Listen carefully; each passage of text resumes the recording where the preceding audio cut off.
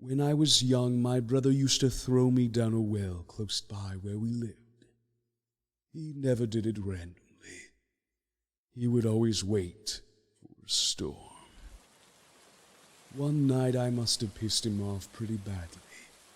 I said something in passing to him, a tiny comment under my breath, but he saw it as disrespectful. So much so that he broke my arm and tossed me down the well.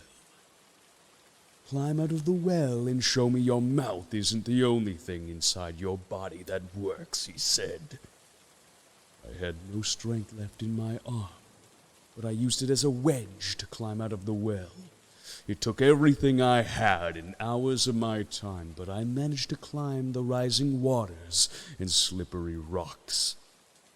I snuck into my brother's room that night. He was fast asleep. Left me thinking I probably drowned. But in that moment I rose above the impossible odds set before me and took what I deserved. And after that, there was only one monster left in this world. Now. Don't disappoint me again.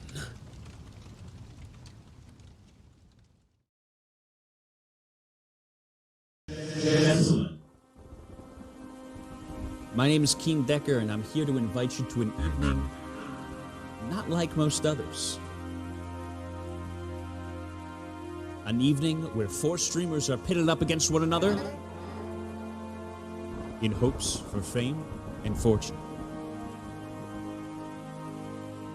Will one streamer rise to the top and unlock fortunes like no other?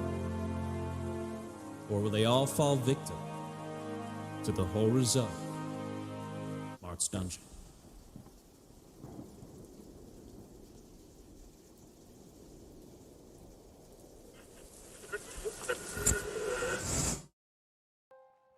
Hello, ladies and gentlemen, what it be, what it do? It's your boy Keen Decker, along with the cast and crew of Marth's Dungeon. We are on episode 21. We are going to be actually doing a full episode of Reddish today. We last left off, actually with quite a few things happening. Some things happen at the castle, but in Reddish, we are currently investigating a giant crime that has just been constantly happening inside the city itself. There's been several thugs spotted in various parts and businesses that are causing a massive disruption in the city itself. And it is up to Alice to bring the hammer down and find out what's what. So last episode was a massive amount of detective work, which I think went pretty well. We will see how the results end up panning out. And so we last left off inside the Hungry Herbition. You all had a small conversation with Valrizzi before your meeting this evening, which is pretty short from now. You have probably in and around, I would say, like 45 minutes before the meeting starts. And as you kind of start to finish up your conversation here with Valrizzi, somebody appears at the door. Troxy Sparks. She spots Alice and kind of just walks up to you and says, Miss Findle. I'm gonna look at her. I apologize for approaching you while you're on business, and I know that your meeting will be brief from now, but I would like to speak with you about something. I could have approached your father, but I felt it was a matter for yourself, more so.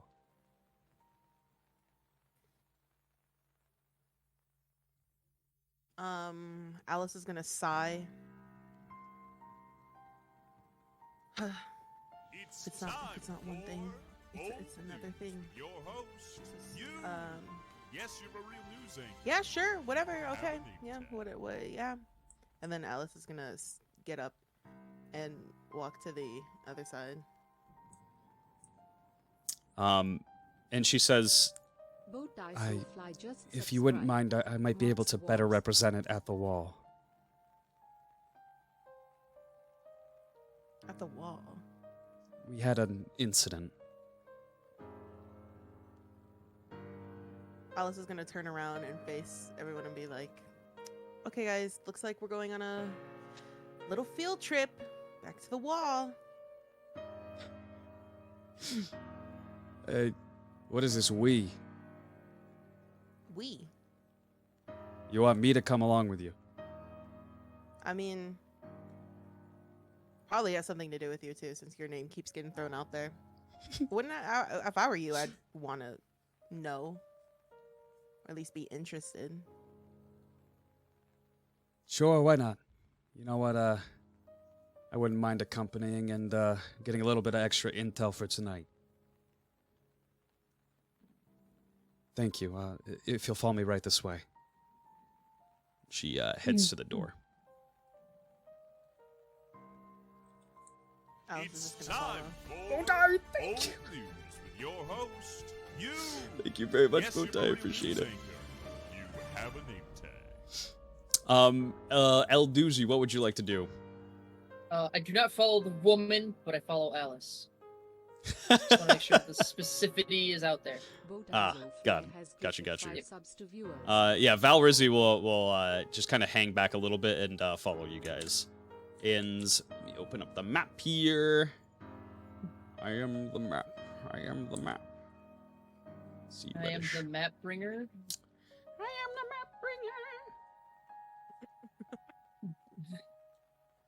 No problem, Bowtie. No problem. All right, I go enjoyed over the, to the wall.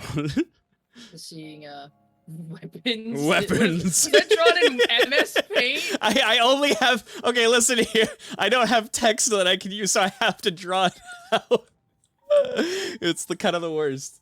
But you know what? Did you make a It low works. res- Did you make a less cluttered map so that way it would load better, or?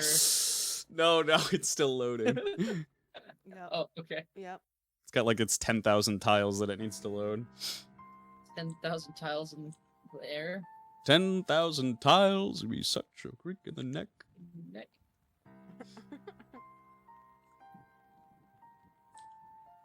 It'll happen, Chad. Don't Ugh. even worry about it. Boy, howdy! I hope it We did. takes less than 20 minutes to get here. You have to travel. It's the in game, you know. It takes the amount of time for you to travel there. I'm just saving you the time. You know what I mean?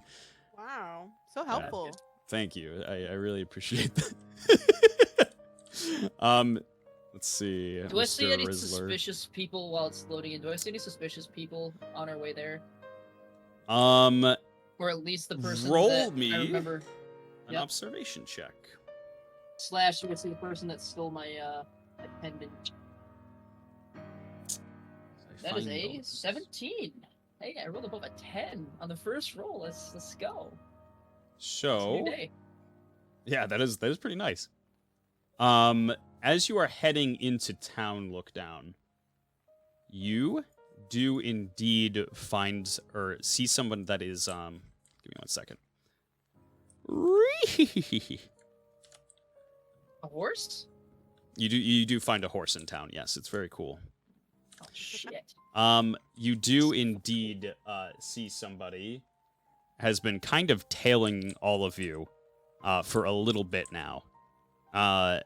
And Val Rizzi kind of just like looks back every once in a while and like acknowledges that the person is following them or following you guys, and just like keeps his head forward.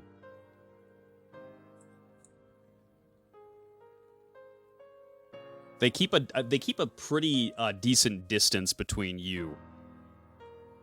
However, it seems they're just merely there to observe you. Do they look familiar?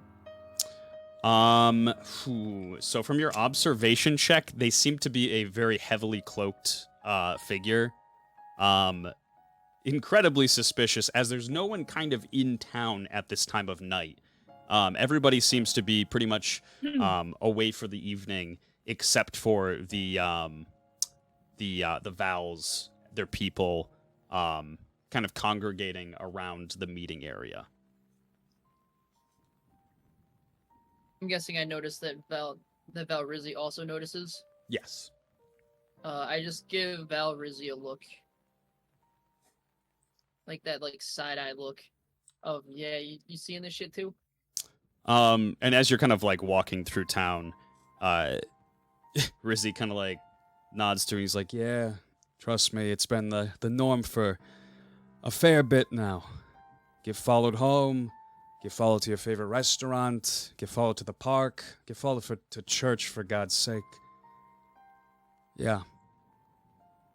It's been a hell of a ride. I think sometimes different people, but it's hard to tell. They won't attack me. They won't touch me. They know that the court of law is the one to deal with Vals in Reddish. However, you stand quite the threat to them. I'd be careful if I was you. They should be careful. That's what I'm talking about. And Val Rizzi is gonna be kind of like a little bit further away once you guys get to the top of the wall here. He's just gonna be kind of observing from a little bit. Are you staying kind of closer to Alice here, or are you kind of staying closer to Val Rizzi? I'd probably be somewhere in the middle. Okay. And whenever we stop on the wall, I'm gonna lean against it, looking out. Or, well, looking in the town, sorry. Oh, looking into the town? Got you. Yeah. Did I hear that whole conversation? Give me an observation. 15. Yes. I wasn't trying to hide it because I assumed they were far enough away that it's like you can be quiet enough. Yeah, and you're How kind high of is this wall? this wall is probably about 20 feet tall.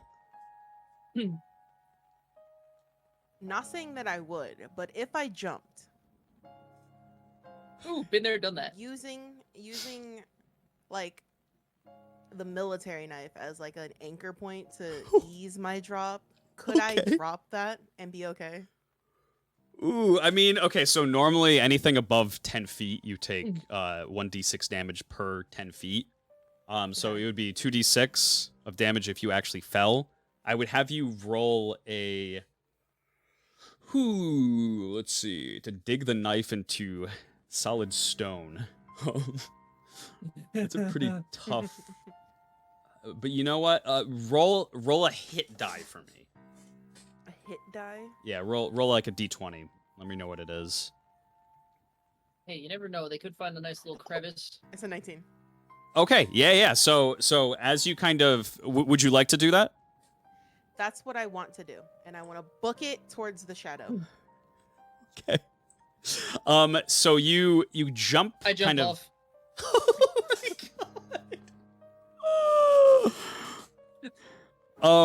Okay, great. What so, do you think was gonna happen?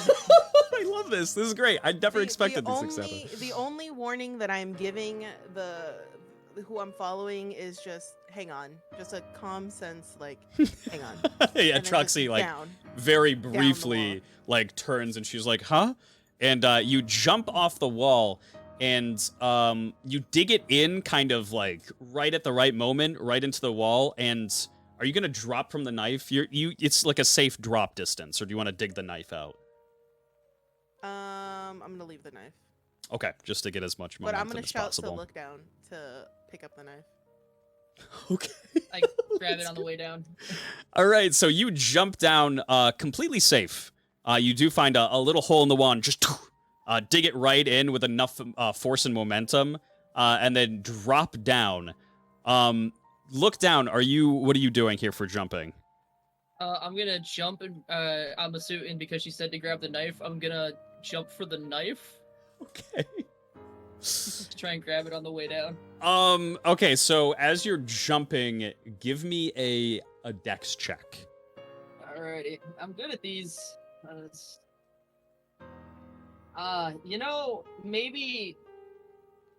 Maybe we ignore that. That's a 6. Okay, so you go to jump off the wall here. You get like a pretty good head start, get the momentum. You jump right towards the knife, and as you kind of go to grab it with one hand, your fingers just barely slip off it, and you come crashing down to the ground right here, and you take two. Yeah, go ahead. Any chance I can say I try to wrap my chain up as I miss it and go by? Ooh, I'm grasping. All right. I'll give you this. Yeah, I'll give you the second chance. Give me a hit die. Right. Sweet. You're gonna have it be high. I rolled a 9. I'm just gonna roll the 2d6 now. 7 damage. 7 damage. I can roll at the end. Actually, probably John Wick. angry. So as you kind of both come kind of crashing down to the ground, Alice gets a little bit of a head start because she lands pretty just like right on her feet, ready to go. Yeah. Look down, you kind of land like on your knees and then kind of tuck in and roll a bit scraped up, but you're like okay to keep going. And as the shadow kind of sees that you are like about to chase them, they really do try to keep their distance from you. They turn around and they start to try to run away. So let's see. A foot race. Wait, what's your speed, Alice? 30. 30. Okay. Look down, yours is 35, right? Yep. Okay. Unfortunately, this unit is also very fast. It matches. I launch up to try and get the knife. Okay. So, Alice, you start to chase the shadow, and he starts kind of running this way. And it seems like the more you chase him, just the further and further away he slowly but surely gets from you. Look down. After a second, you do jump up and grab the knife and bring it down, collecting it, and you are already relatively far behind Alice here.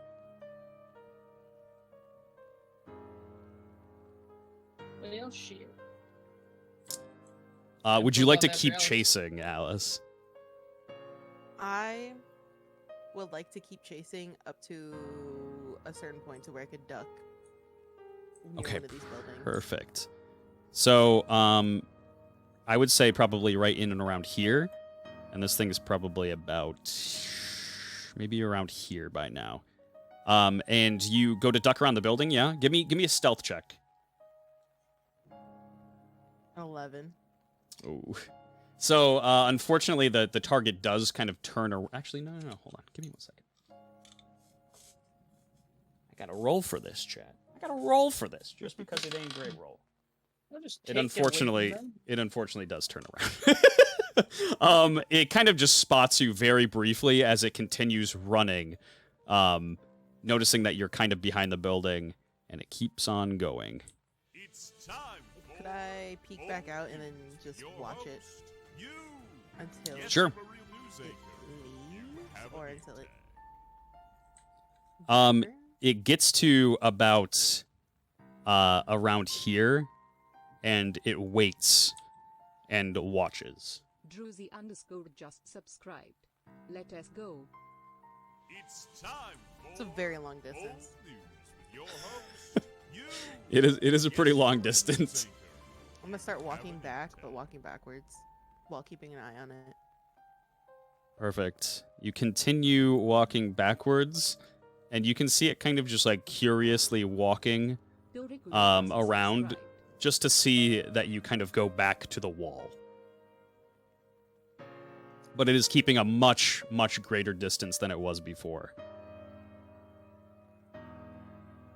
Alice is gonna turn around and go to look down. I meet up. I walk you- up to her as well. You meet up right in and around like the sidewalk here.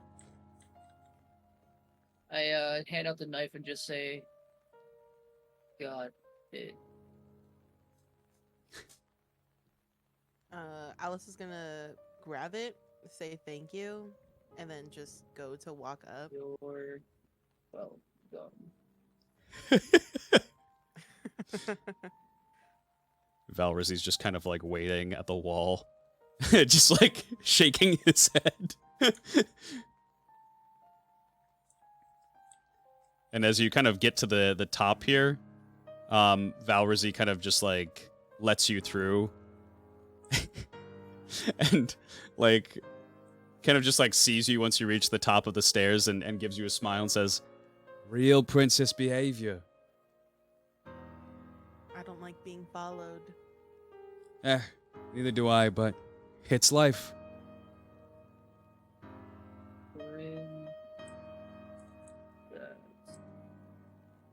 what did you say? Sorry. Princess. Oh, sorry. Yeah, just a term. It's a joke. Something that you laugh at. I'm really good at them. Okay. If I wasn't in the sex trade, I'd open up my own comedy club. That's a joke. Right when he said that, Alice is just gonna be like, "Well, that's you brought that up," and then she's just gonna continue following. And Valrizi will kind of make way for you to get through. Look down. Are you gonna kind of go through? Or you're just gonna sit there and listen. I mean, I'm here with Alice, so I kind of. If I feel like Alice walks too far away, then I'll start walking towards Alice. Got you. Otherwise, sure, I'll listen to Valrizi tell me all about sex. I guess. Troxy kind of just like looks over to you and she says, If you wouldn't mind this way.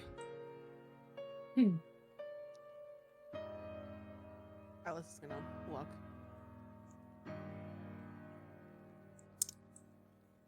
and she's going to bring you right over to the gate here.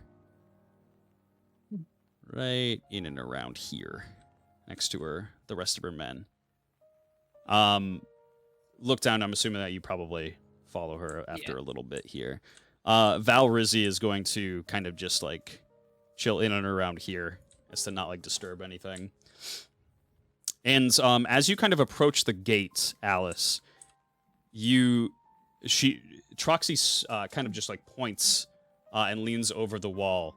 And once you look at the wall, you see these giant gashing claw marks throughout these massive wooden log pillars that are just kind of reinforcing the gate.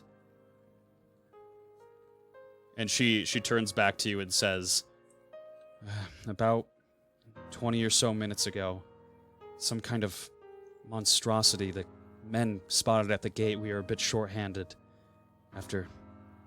Yeah. Well, this monster, it was gigantic. It started clawing at the wall. It had something on its back, a large bag. It, well...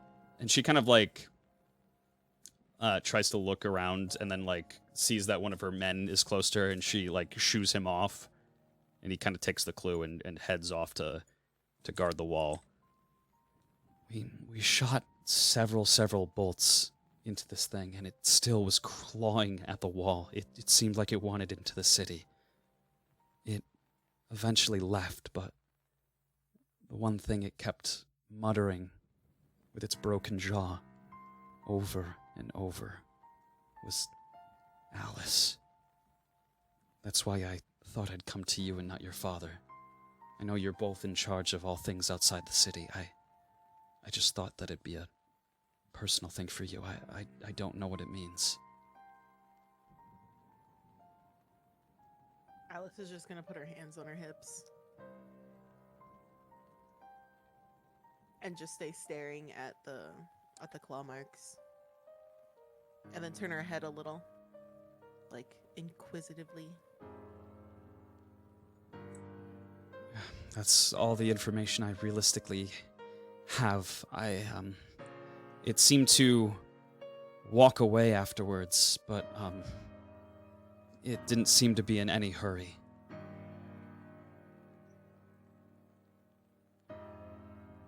Not really bothered by the bolts that were stuck inside of its body. Mm. Well, huh. That's pretty creepy to hear. Absolutely. The safety of the city is our first priority. We've taken care of the men that... They actually came forward and confessed. There were quite a few of them, along with the general. It was unbelievable. I didn't even sense any sort of change in her throughout the weeks. Throughout the months, she's acted like she's normally done through the entire time I've known her. Well, if it came to her having to stab herself with a pen over them saying who it was, then she would have to be hiding very goodly, so. Surely. But I promise, Miss Findle, not another mistake. And she kind of, like, stands at attention. The Patovian New Order will do everything in its power to keep Reddish safe. Alice is just gonna turn around and be like, hopefully that's true. Yes, ma'am. And then she's gonna walk a little and then turn her head towards her and say, was that everything? Yes, ma'am. Good luck at the meeting tonight. Yep. And then she's gonna continue and go back down. Perfect. And kind of like as you both pass her, or pass Valrizzi, so is there anything, that I really should know about? You don't have to know about it. Do you want to know about it? Oh, I mean, damned if I do, damned if I don't, huh? A little bit of knowledge can't hurt anybody. What's up? I don't know. There was a big old thing trying to get me. And then that's all she's going to say. Not elaborate. Oh. He just kind of gives like one of those really confused like looks that probably Lookdown has given quite a few times. Lookdown definitely cocks his head to the side when he hears that. I don't know what it means Also, either. Is it bad that my first thought when you said this, I was like, I don't remember Lookdown leaving the apartment. I don't remember clawing at any gate. Yeah, I don't remember trying to climb a wall. I don't remember getting shot at. Yeah, what the fuck? I mean, I guess that's where I'm missing these 7 hit points. Shifty eyes. And as you kind of get to the bottom of a wall, Valrizzi kind of looks at you, Alice, and says, Daughter Findle.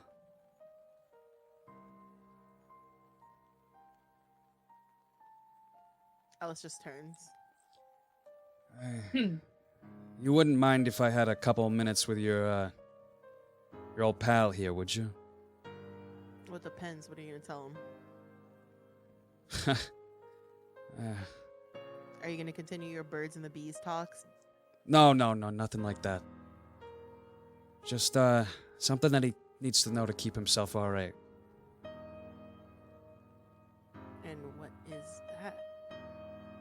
Sure. You can stick around if you like.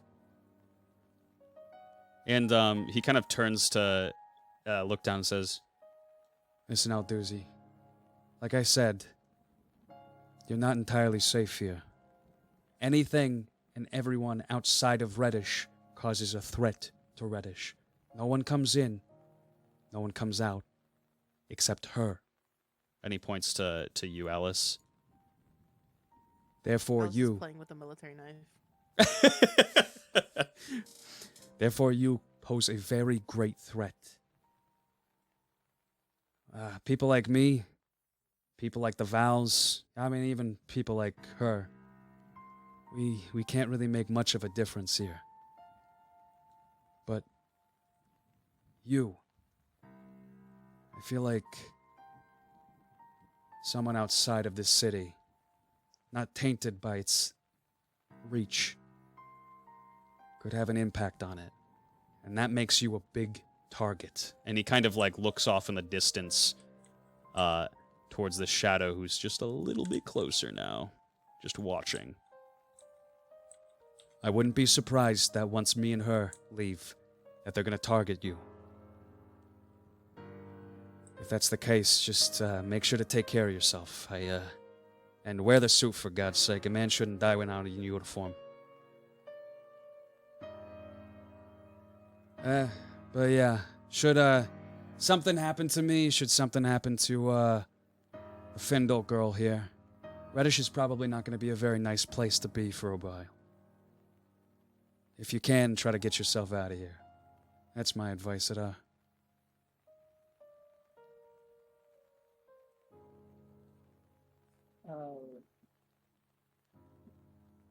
Be okay.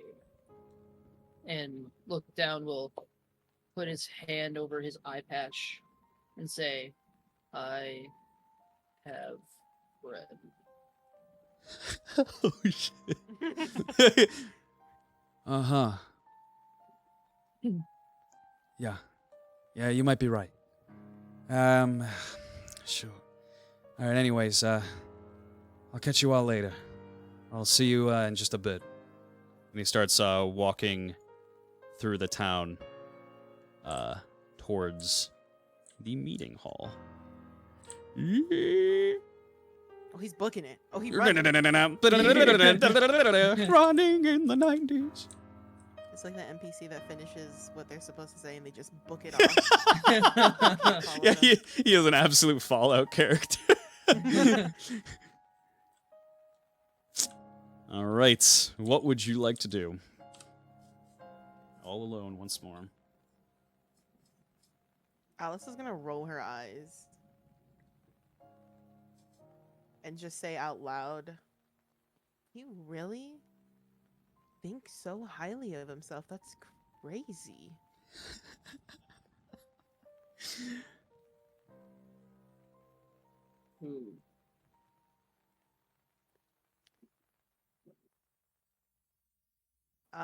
Alice is just gonna put the knife away and like make sure she has everything that she has. She heard look down, but she's like, nothing. Never mind. Just nothing. Okay. And then Alice is gonna put her hands on her hips again and then look down. And then say, "Huh. I don't know what to do with you right now." I can look for necklace. Or stay with you. You could look for your necklace. If you stay with me, my worry is that Father isn't really gonna like you, especially at a meeting with all the Vals. You could go look for your necklace, but also since we're being tailed, and then Alice is gonna look behind her to see if she notices that they're there or not. I look to see if I have a tail. Yeah, you kind of like pat yourself and look to see if you have a tail behind you. And to your surprise, there is no tail. Oh, thank goodness. I mean, it would be super cool, but like, you know, I could have used that to try and grab the knife instead of a chain, but you know. You turn back around and just give me an observation check again.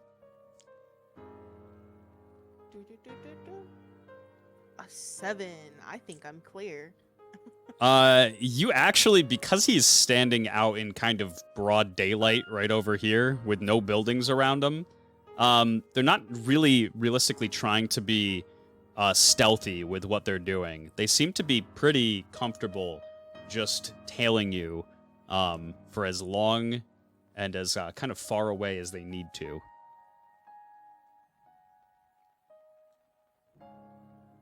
Alice is just gonna sigh again and then look down and then look down and go like, "Yep.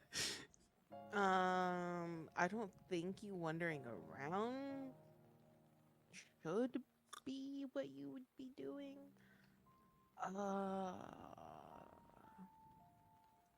Alice is gonna go into like a half thinker pose with just her hand on her head. And she's like, "You can't come with me. I really don't think it's good if you go by yourself around town. Since the last time you murdered a whole group." Bad guys. That's true. Took necklace.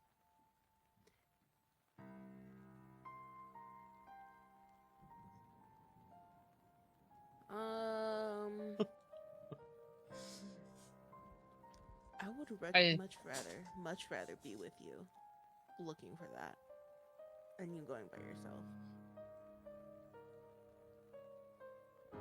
Look down, sits down, and just can wait, I guess.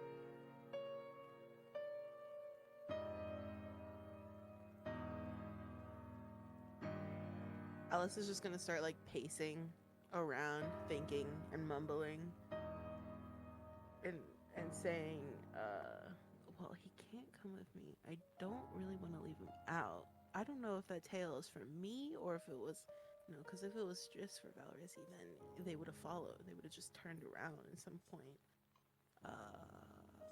Is it for me? Is it for look down? Is it for? I look what down. Is it? What is it? I don't want him. This is a pain. This is a pain. Bad guy. Bad guy? I look over at the guy. That's the shady fella.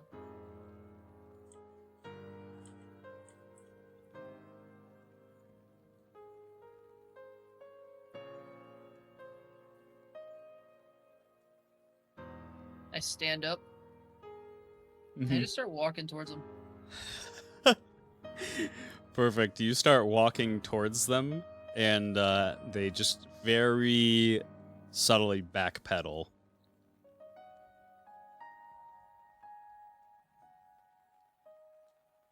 I keep walking.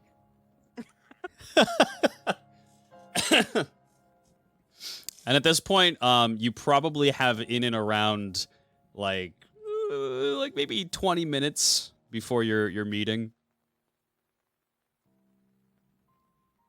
Alice is just gonna walk towards look down and say, "Well, Everybody be walking. I stop. can keep following them to try and figure out, but I don't think you're gonna catch them. But I don't like being tailed.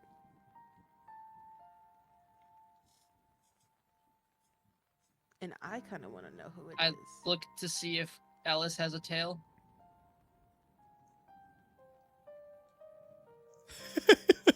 No tail. It's a figure of speech. You just see his head explode. Yeah, you like Serviat Daniels just like nods and is like, It's a figure of speech. Mm-hmm. And then look down to Serviat, just says, "Right, body language." And Body then language. Holy shit. Jeez. I'm guessing Alice can really clock that that's a term. that look down has no idea what it means. Oh, you can read it on his face that he has no Yeah. idea what you just said. Alice is just gonna say, well, being tailed, you know, like how if you're being followed, they're behind you, like a tail's behind you because it's on you. So being tailed, someone's behind you. You see the gears are spinning.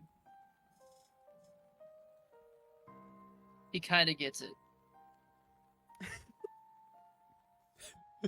There's one hamster that's going.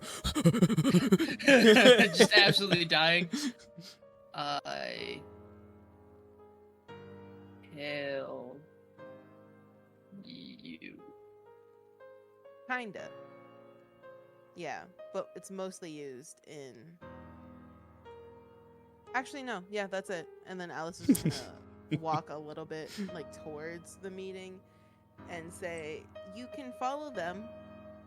If you lose them or get into any danger, I would say just fight, but honestly, that could cause more harm than good." And then she's gonna look at the side and say, "Well, it's not really like good here, but you know, it's, Will be safe. Yep, just stay safe." As she's walking away, she's just saying, "Stay safe.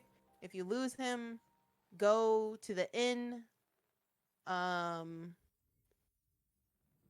Need suit.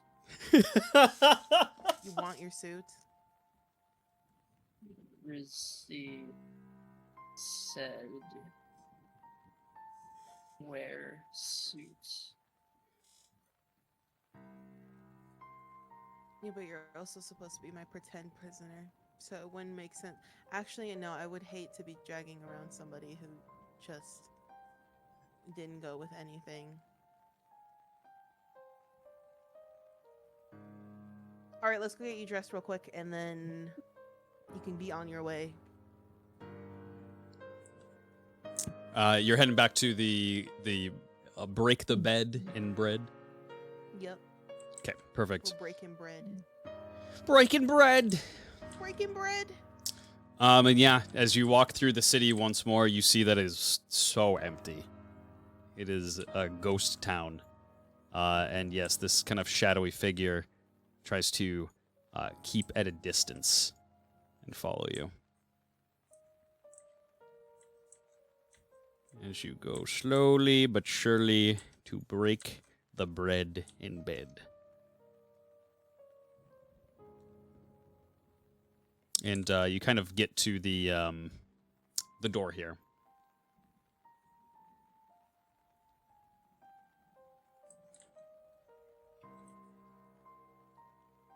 Alice is gonna say, "Do you remember how to put it on? Do you remember how to get dressed?"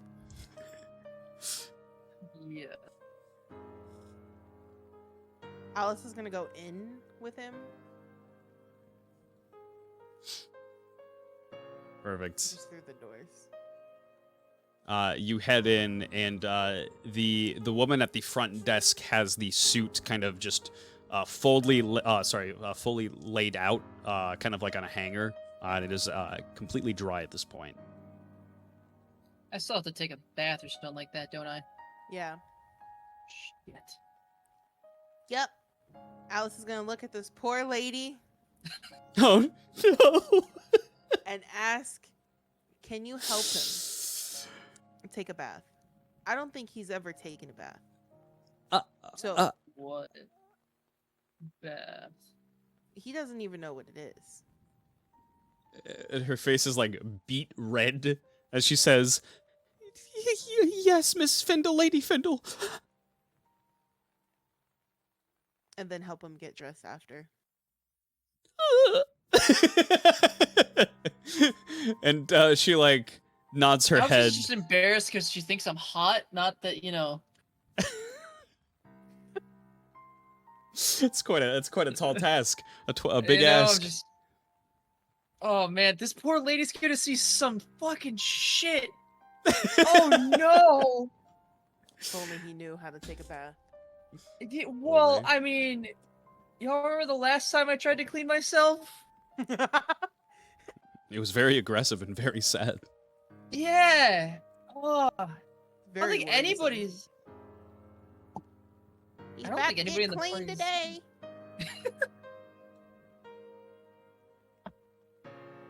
Oh man. And she just like nods her head and she says, "Yes, of course, Miss Findle." Alice is just gonna say thank you. I know it's a lot. It's a lot to ask, and I am fearful for the horrors that you might see and come across during this. But yeah, I will make sure that you are paid for handsomely for all of this. Yes, Miss Findle, consider it done. Thank you. And then also, don't put the jacket on him, but roll up his sleeves. Can do. Okay, thank you. And then Alice is gonna leave. But then Alice is gonna open the door again and look in and say to look down. She's gonna help you get clean and explain, and then she's gonna look back at the lady and say, explain to him what a bath is and what you're doing in a sense. Like you have to teach, like he's a baby, basically. Like he's a baby bathing for the first time. Like this is the point that you have to make. And then she's gonna look down and say, she'll explain it all to you. Yeah, I don't know how hard she's gonna scrub. It could hurt. If it does hurt, I don't know. You have a lot of grub on you. I don't know what to say. But yeah. Oh. Okay. And if you need anything, I don't know what to tell you. And then she's just gonna close the door. As she closes the door, even though she can't hear it, look down still says, "Be safe." Aww. And then looks at the most unfortunate lady in reddish right now. Just several eeps are heard from behind the counter. Are you headed off to the meeting, Alice? Yeah. Okay. I can't think of anything else. Head off to the meeting. And look down. So she kind of just like doesn't say anything for a couple of maybe like a minute and 30 seconds. She just kind of like stares and like attempts not to just make direct eye contact, but like darts her eyes over to you, like every staring once right in a at her. while. And she goes, right, the bathroom is upstairs. Let me show you. And she kind of guides you up the stairs and begins to draw the water for the bath. And it's like this nice, you can see like kind of like the steam just kind of like rolling off of the hot water as it's being drawn. And she says, I'll be right back. I'm going to just go get I'm gonna go get your towels. Your suit's right here, and I'll show you how to take a bath. As soon as she leaves, look down just gets in the bath. You kind of hop in the bath. She's no. Hold on. And she kind of like opens the door, and she says, "You have to take your clothes off, but don't do that just yet. There's a towel over there. I'll be back with a couple of more, but just give me a second. I'll be right back to tell you." She kind of just like closes the door and walks away. And Serviette Daniels is like, when yeah, she go ahead. closes the door, he starts to undress because thinking back to when last time he undressed, he had to wait till Alice had left. So now that she is left, Perfect. Look down will undress and then get into the tub. Perfect.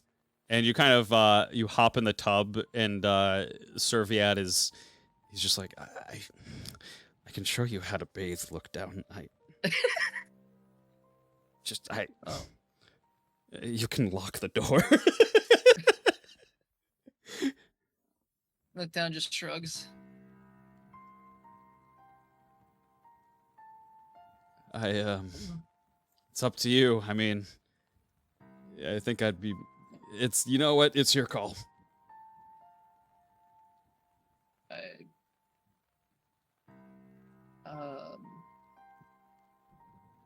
Doesn't matter really. I don't. I don't know what I am doing. You know, I can help you understand that. There's this difference between male and, you know, like woman, man. I would be able to explain it to you pretty well. No, but yes, at the same time, just go lock the door, look down. Just like stutters on calling you champ a bunch of times. I stand up and go lock the door. Perfect. You stand up, kind of just dripping wet and just getting water all over the place, and you go to lock the door. He says, "Okay, just go ahead and get back in the tub. I'll show you the etiquettes of taking a bath." What's a towel? That's to dry yourself off with. It's not good for your skin if you leave too much kind of water on it. Okay. Good to get nice and dried off. But we're gonna take a bath first. Yes, you look down, gets back in the tub, and montage of how to clean yourself. Yes, montage on how to clean yourself, and kind of like as you're maybe like a quarter of the way through. The water's probably brown just as soon as I step in. Yeah, it is. It is. I mean? It is still quite filthy. I mean, you like kind of cleaned yourself off a little bit, while you were kind of just, you know, first at the well, when you had like inside like the actual water, little man-made river there. But yeah, there's still a ton of just condensed like dirt, and just like mud, dead skin, just all over you, and then the water quickly becomes kind of like nasty, and kind of like a quarter of the way into him teaching you how to kind of just take a bath, you hear like the doorknob start to wiggle.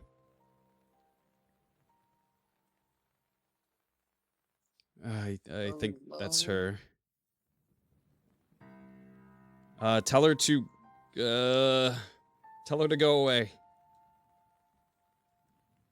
Go away. And you do not hear kind of another I'm gonna have to fight naked. Soaking wet. You do not hear her plus say my AC. anything. An unarmored fighter. You don't hear her voice. You just hear another knock at the door.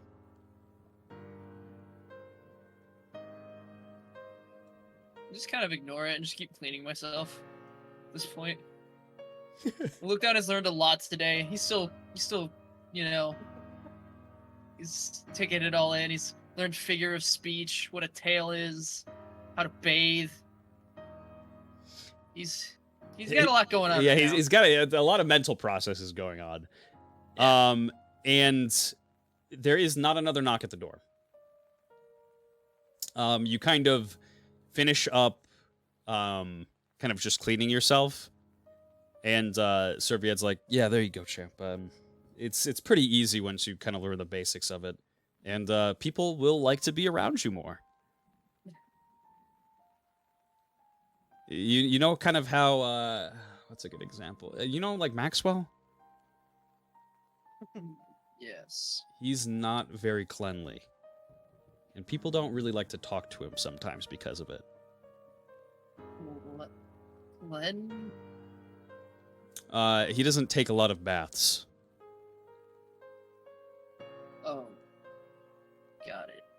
I think you've seen him in the bath before.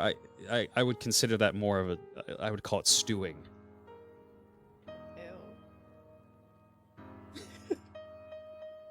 I like stew. And he's like, "All right, you should be able to get yourself dressed now." Oh man, I just assumed that like the bath was literally just like flakes of skin coming off, like actual gunk coming out of his hair. His hair's actually straight for the first time ever. Yeah, your hair finally doesn't have a bunch of curls and waves in it. He's had to scrub so much off that it probably peeled scabs. There's blood and shit in the water. I probably got an infection going on now. It's probably opened up sores. But your muscles feel very good. Big I plus. probably feel amazing. Are you kidding me? Do you know how good I probably feel right now? Man, I'm like 5 experience points good right now. That's all I'm saying. Oh God. Just, man, actually, like, yeah, I honestly looked up, probably feels amazing because I know what it's like to go like a week without taking a shower. I can't imagine years of not taking a shower and then finally just getting clean. You'd have to ask Asmongold for that. Yeah, it's true. So Lockdown's feeling pretty good right now. And he already knows about the towel, so he'll get out of the tub. Man, I hope she brought 2 towels, to be honest. I feel like the first one's still gonna get dirty. Somehow. That's why she was grabbing more towels. No, unfortunately, it's the one towel. Well, he starts drying himself off with that one. You kind of just like dry yourself off. The towel is pretty like damp from you have pretty long hair, and a lot to kind of de-wetify, so to say. But you do manage to kind of pat yourself as dry as possible. And Serviad's like, all right, I think that's probably good. You can probably get dressed. Okay. I start putting on the suit. Perfect. You begin kind of putting on the suit, and you know what? Hang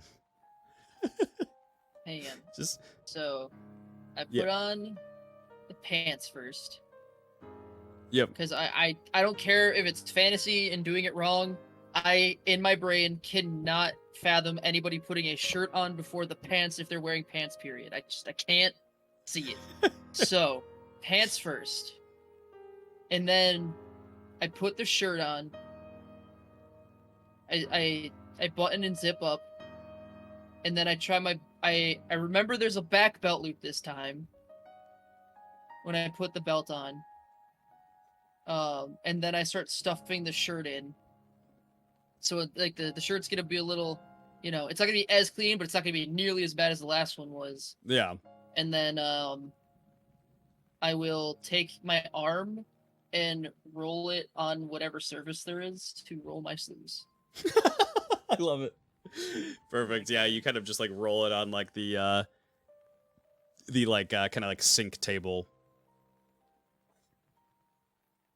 And yeah, I mean, much better than before. You look kind of just like miles above where you were in the first place. Ooh. You know how suave he probably looks right now with the hair slicked back and everything? Everybody talking in town. Oh, it's the real L Doozy. I mean, to be fair, it's probably not that clean because it's not like I brushed it, so it's probably just like a giant of hair. So a giant ploof. Yeah, he's got like Joker's hair. People like Joker. Yeah. Oh, for Persona 5. He's like, oh. yeah. People like Joker. There you go. Yeah, right. I mean, he's pretty fucking cool, especially as far as protagonists go. And so as you finally kind of get yourself fully dressed, there's just kind of dead silence in the break in the bread and bed. And it's been silent for quite some time. You have not heard the lady kind of say really much of anything. And as you kind of just finally get yourself fully sorted through the window, glass breaks, and inside drops a small round object that begins to emanate a gas. I throw it back out the window. Perfect. So as you go to grab it, are you looking at this object at all, or no? Are you just quickly kind of trying to huck it back out? Toss it back out. You are in the vicinity of it. It spreads pretty quickly. So I am going to have you roll a Constitution saving throw for me. You cock and ball. Just the one ball, not both. Constitution, you said? Yes. It's a 5. Almost was a 17. You do take minor poison damage. Let's see. For just one turn, actually. Not anything too bad. But just enough to try to get your attention. You take 5 damage, poison. I should have asked, does that count as a short rest? Taking a bath? Oh, I mean, I would say, so like short rests are compiled of like 30 minutes. I would say like if you're really trying to learn how to take a bath, you probably have spent like 30 minutes in the bath. I would say so. So yeah, Okay. take the short rest bonus. Sweet. What is the short rest bonus? Because I actually don't. 25% of your HP back. Gotcha. I'm pretty sure 7 is more than enough to get me back to full. So. Alright, Yeah, and then I take took how much? the 5 off of it. 5 poison 5. damage. And as you take this poison damage, look down. For now, give yourself a 10 to persuasion. A 10? 10 to persuasion. A plus 10. What the? Oh, a plus 10. Okay, guys, that puts me at a solid 7. Let's go. He's finally a Let's little go. persuasive. And It's my highest stat right now. grunts and pivot. You go to. Are you just tossing it out the window, or are you trying to aim it somewhere? No, just toss it right the fuck back out. You toss that it doesn't right back belong out here. the window. It just kind of like flops on the ground over here and starts to spread out a little bit. And as you look out the window, look down from once you have thrown it, you see the shadowy figure just outside the window watching you.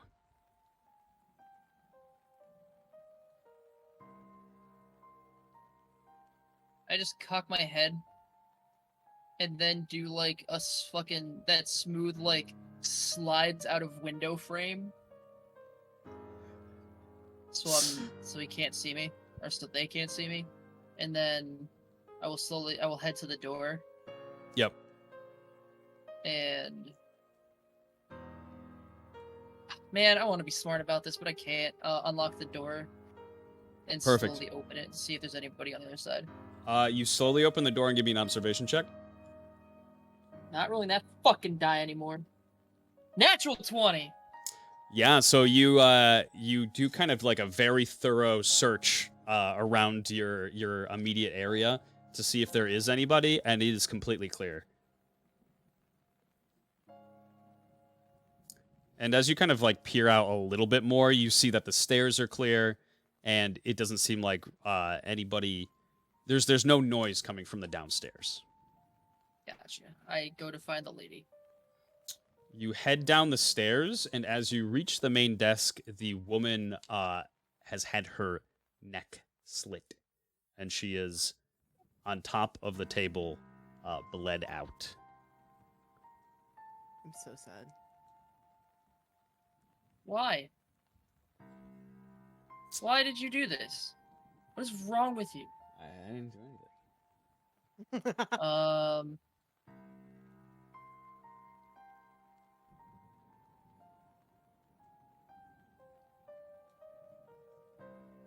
Fuck.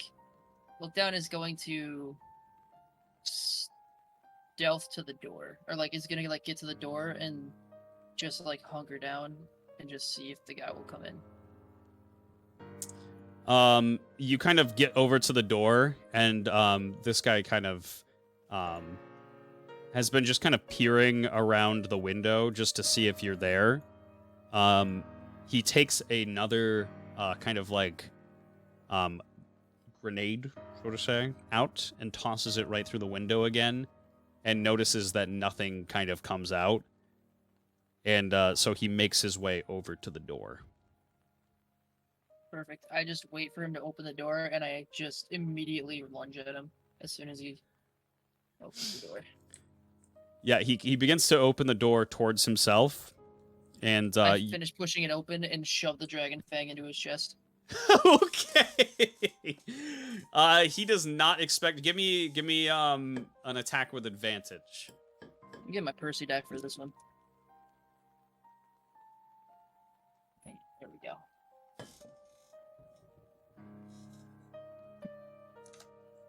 You've got to be shitting me. Second one hit my bark scans. Does that count? It's gonna be a 9 to hit. Unfortunately, does not hit. I swing with my fist unless I only have the one. Yep, attack. yep. Go ahead and swing with your fist as well. That is a 11 to hit. An 11 does not hit, unfortunately. Son of a So bitch. you kind of try to give him like a quick 1-2, but this character is still kind of on edge, just trying to make sure that they get the job done. So they're expecting kind of something, anything to happen, I suppose. So you kind of just go like a quick jab, and it goes like right past his head. You go to give him a kind of like an uppercut, but he's expecting it at this point, and just jumps off the stairs backwards. And in a different moment in time, Son slightly of a before bitch! this, we head over to the meeting. I'm gonna go pee. Everybody, all the Vals are gathered outside of the quote-unquote drug den, as well as we have Court Officer Hills, as well as Judge Candle, here to kind of watch over the process and give kind of like a final jury. Make sure everything goes smoothly. And your father, Alice, is just kind of standing over by the door and says, Welcome, everyone. We will have our meeting inside the den this evening. Normally, we would be meeting over in the courthouse, but seeming as though as it is a bit later at night, I thought it'd be only appropriate if we had a bit of a more relaxed environment to meet in. So, if you wouldn't mind, come follow me inside. and he opens the door and says, Ladies first. kind of nodding to Val Timpino, and she like doesn't make eye contact with him and walks inside. Val Rizzi and everybody else kind of start to make their way. Perot, Officer Hills, these two kind of go in first. And Val Rizzi and Perot kind of, bump into one another. And Perot says, Oh, sorry. Beg my pardon. I'm so clumsy sometimes. Yeah, sheesh, it's alright. I suppose I didn't really see you coming either. Meet you inside. and he heads in.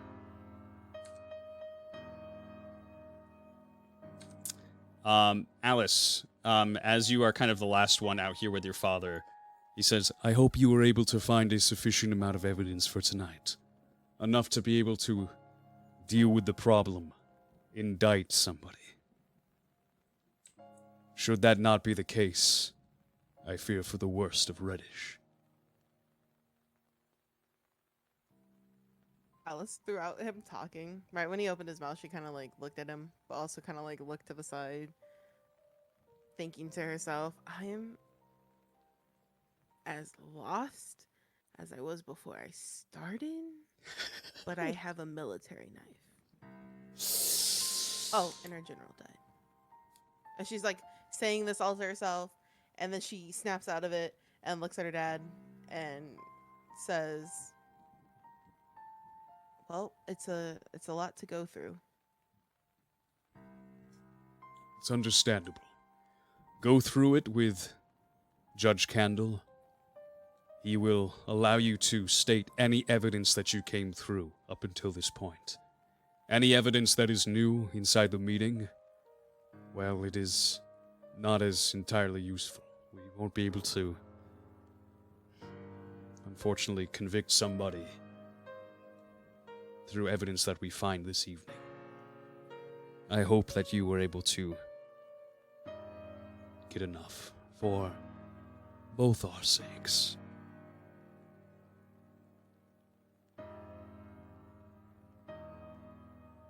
And he does like get like this really like nasty like dark smile on his face, and he says, Worry not, Alice, for I was doing some digging while I had some free time as well. I'm sure between the two of us we will be able to find who is behind this. Alice's immediate thought to hearing him saying, I was doing some digging too, is, oh, I should have sent Lookdown out of the city. Oh.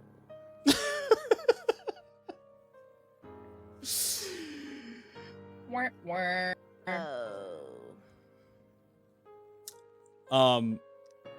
And as this thought kind of comes across, you hear a large crack of thunder, and rain starts to pitter-patter on the ground. Rainfall Alice is gonna in look red. up at the rain and let it hit her face. And the rain feels very, very good. It's a nice, soft, kind of just droplets, not super, super heavy, and it just kind of cools off the air just a little bit. And she's gonna look at her dad and say, well, that's a sign as any.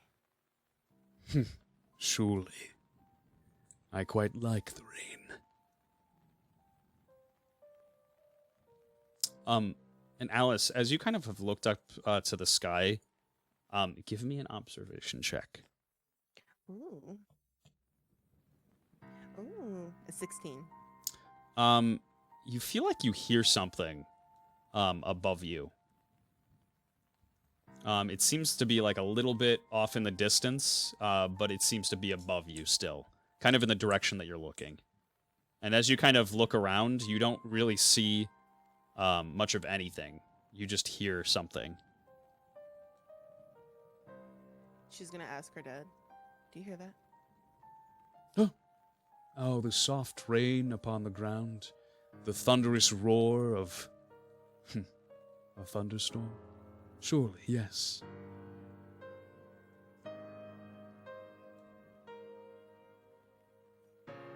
Alice is just gonna be like listening more to her surroundings than what her dad said.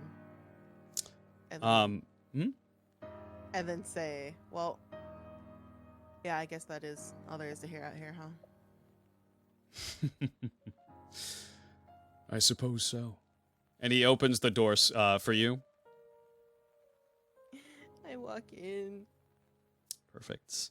You head inside, and Gortez heads in behind you. And let's open. I put a decent amount of effort into this drug den here. You know, honestly, Oh? I think it came out pretty good.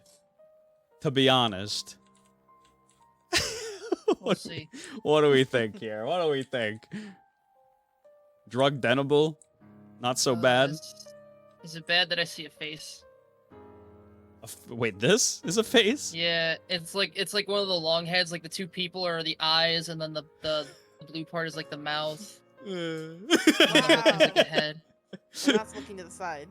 Okay, yep. Maybe I'll just put it back That there. one he has his cockeyed. Everybody. That's great. That's a very pretty crystal that you have in the bottom. It almost looks like Thank a rose you. thing. Yeah, isn't it It nice? looks great. Yeah. I'm a little upset that I'm not there to enjoy the fountain in the middle there, but The ambiance. ambiance. That's Yeah, too big a word to look down. Let's be careful here. You do have like a kind of a pool in the middle here, and this is fairly new. Typically speaking, a lot of the drug trade from Reddish has been done so in private up until now, but it's become a more public event. A lot of very rich city folk come here and kind of get their fill of their drugs, namely Soul Drop. And they kind of just relax as they do it. And as you kind of you head in, actually, your father is still kind of behind you here. Everybody else has kind of taken a seat inside the lounge area. And your father just kind of walks past you a little bit and says, Welcome, welcome.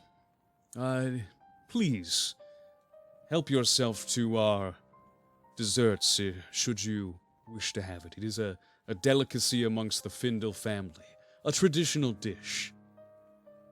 And he points over to the tray here. Pudding. And yeah, there's several plates with kind of just like some spoons and pudding on a tray. And Yummy. Val Timpino gets up and kind of grabs herself one, as well as Val Perot says, "Oh, this looks delightful." Val Rizzi kind of just sits exactly where he is, and he's like, "I don't trust anything that I, don't chew more than twice."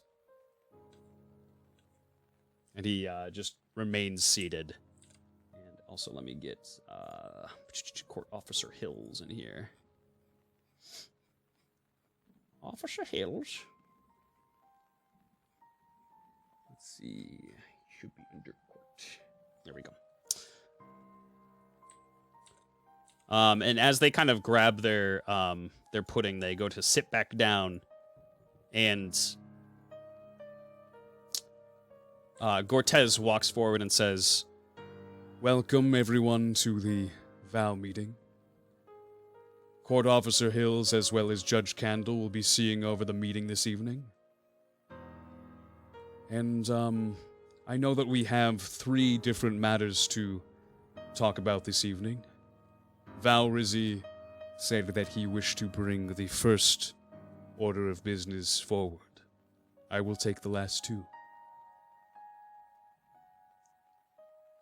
and Val Rizzi kind of pats his pants off, and he stands up and he says, Right, well, I suppose the first thing I want to talk about is the possibility, the eventual...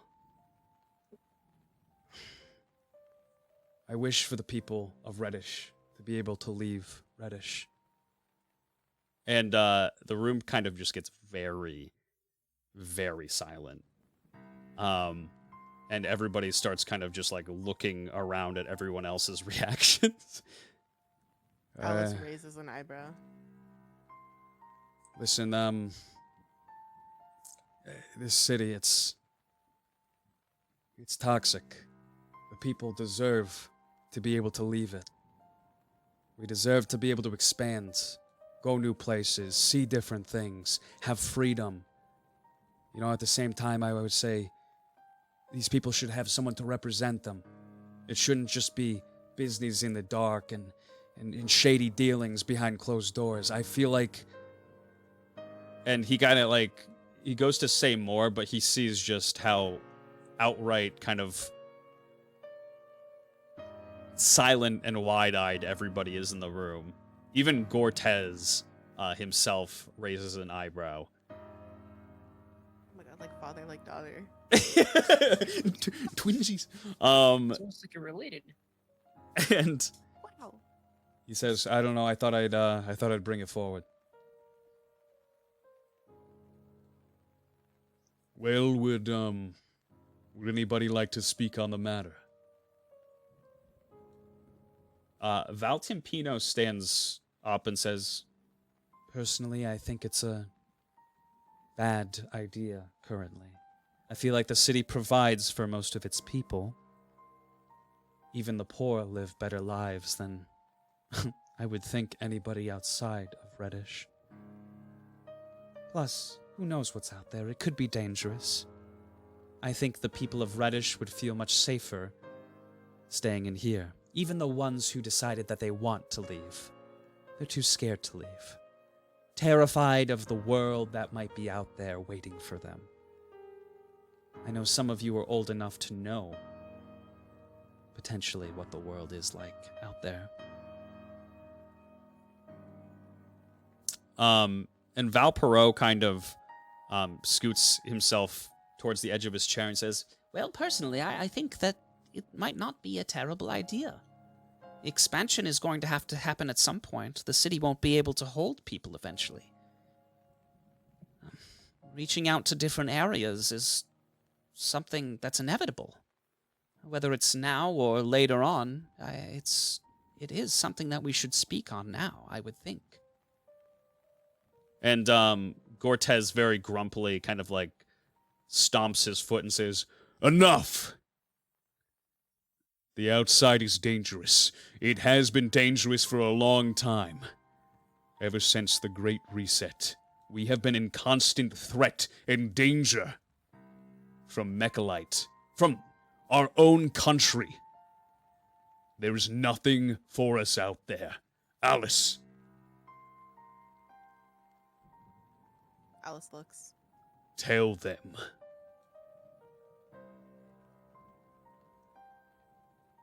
Alice is gonna step forward a little bit. mm-hmm. Just like almost to where her dad is, but just a little bit behind. And say, all I see is tragedy every time I leave these gates.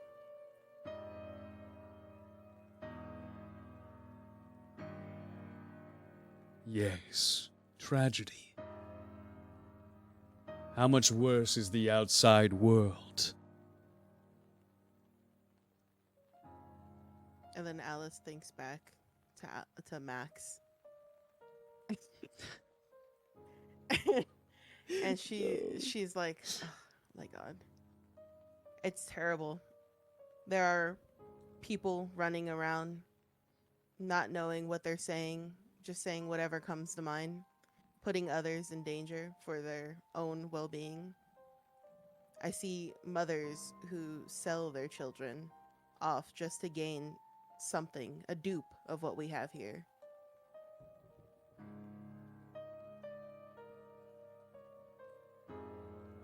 And Val Rizzi, like, looks kind of bewildered right at Alice and says, I thought it was, I thought it was different.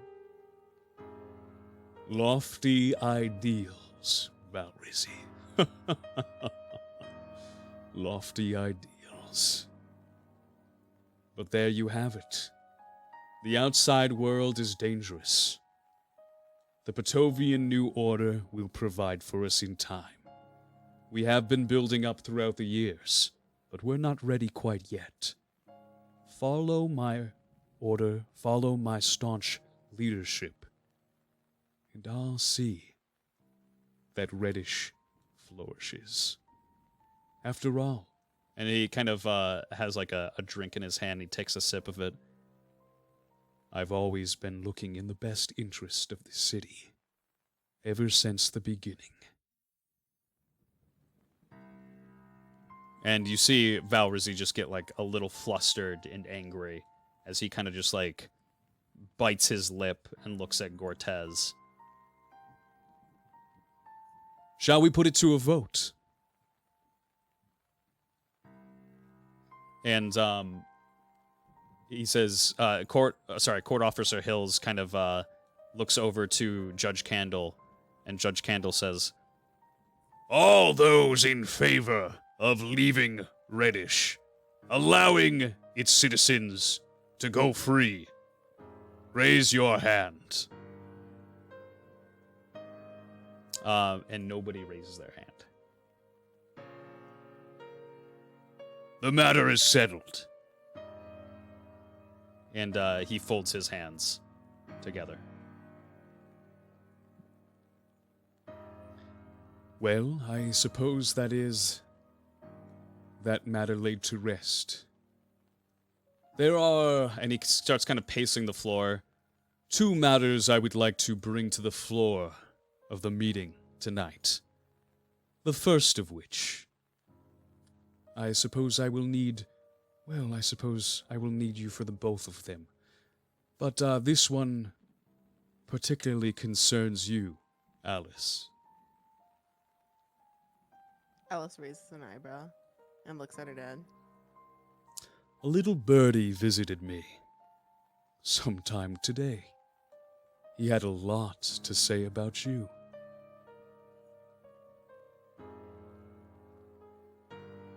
Alice is gonna sigh.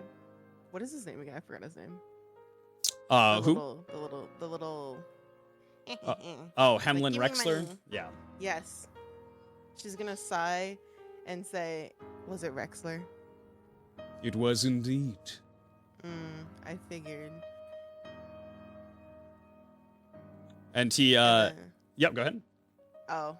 Alice was gonna say, "Oh, I figured," and then say, "Well, he probably spun some tale to you about how I brought someone, my prisoner that I told you, who helped me.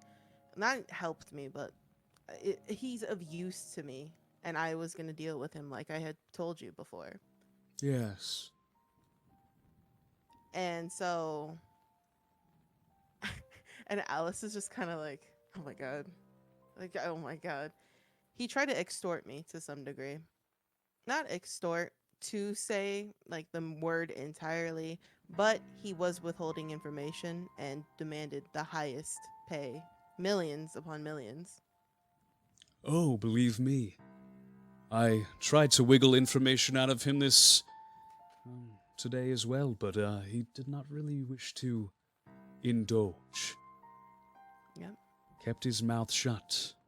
But there I said was it one for the good of thing the city. that he wished to say over and over and over. Do you wish to say it for everyone here? And he kind of jumps up on this, futon, and he opens up the window and gives a bang on the wall. And you hear kind of just rain pitter-pattering, and all of a sudden, a shifting on top of the rooftop. And you hear the all-familiar voice of Hemlin Rexler say, I'm sorry, I'm sorry, just let me go! No, no, no. Not while we have your ear here. Now tell me, Alice, was what he was saying about you and this gentleman that you brought to Reddish true? Are you friends? No. Well, it's all cleared up. There you have it. A weasel to the end, Hemlin Rexler. He says, No, please, come on, man. Just let me go. I'll be good. I'll stay out of the business. I'll stay out of the trade. I'll do whatever you want me to. Now, Hemlin, we all know we reap what we sow. My, grandmother had a good saying about riding the fence. What was it? You can ride the fence all day, but higher and higher it gets, until eventually you teeter and totter and... What was the end of it? And he bangs on the wall. And all of a sudden you hear a massive crash come to the ground as Hemlin Rexler, with several cinder blocks tied to his neck, comes hurtling to the ground, and he is dead. You fall off. Ah. I always did like that saying. And he closes the window, jumps off the futon and walks back to his position, grabbing a a cup of pudding and taking a bite. Well, now that we have that matter cleared up, I'm happy to say that we can continue onward to the most pressing matter of the evening. Now, we have had quite of a disturbance in Reddish recently, wouldn't you agree? And he gestures to the rest of the Vals, and they all kind of nod their heads. There have been mysterious thugs trying to hold up business not only with myself, but at the Hungry Herbition, for example, or even the casino. You've all been first-hand witnesses to the destruction and disturbance of this group of individuals. So I sent my daughter, who is as trustworthy as I knew she always was. And he, just gives a very, just harrowing, nasty smile. Alice, would you like to present the details of your detective work, and I'll let you have at it. Question them as much as you wish, as much as you desire. I will let you decide. I'll go through everything that I found. And then Alice is gonna step up. And she's gonna say, first, what I would like to know is why Val Tempino stays open, even though you're taking a hard hit. Well, it's hard for me, but surely I'm trying to figure out who is at the bottom of this just as much as anybody else. This is causing me a massive deficit. But how would you figure out who it was if you weren't there? I'm sorry? You say that you're never there. It's always your men who are there, just the casino workers. So how would you figure out who's doing it, who's behind it? I if do you're not watch even over there? them at night. I am inside the casino. It's not what I remember. Well, I don't mean to tell you that you're misremembering. And Judge Candle says, "Order in the court." Okay.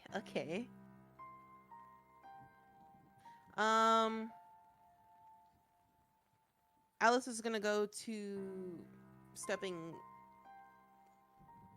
not fully walking back and forth, not fully pacing, but like half pacing, and say, well, when it comes to the thugs themselves, they're wearing the black and white bandanas. And when I was questioning around in the casino, a few of your boys said that they overheard one talking about there was a meeting in the slums. So I had gone to the slums to do a little searching, a little looking around.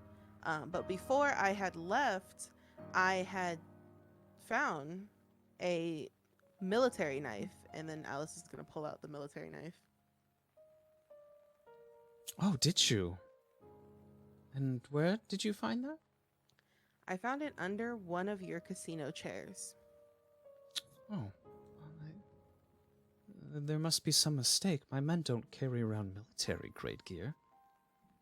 My first thought is not your men at all. My first thought is that it was placed there or left behind by the thugs that come in every night. And me wanting to do my due diligence on my way to look at where a knife like this would find its way in your casino, I stopped at the slums. I was assured there that nobody goes out at night, which is a little weird considering they're out at night. There was, however, a shack, an abandoned house, that did show signs that there were people, a lot of people in it, and living there. But I asked, and everyone said that it was abandoned, that nobody lives there. So that I thought was a possible hideout. From there, I went to the knife. I don't know my words. From there I went to where the knives come from. I followed them right back to the source. I asked around. Nobody had answers.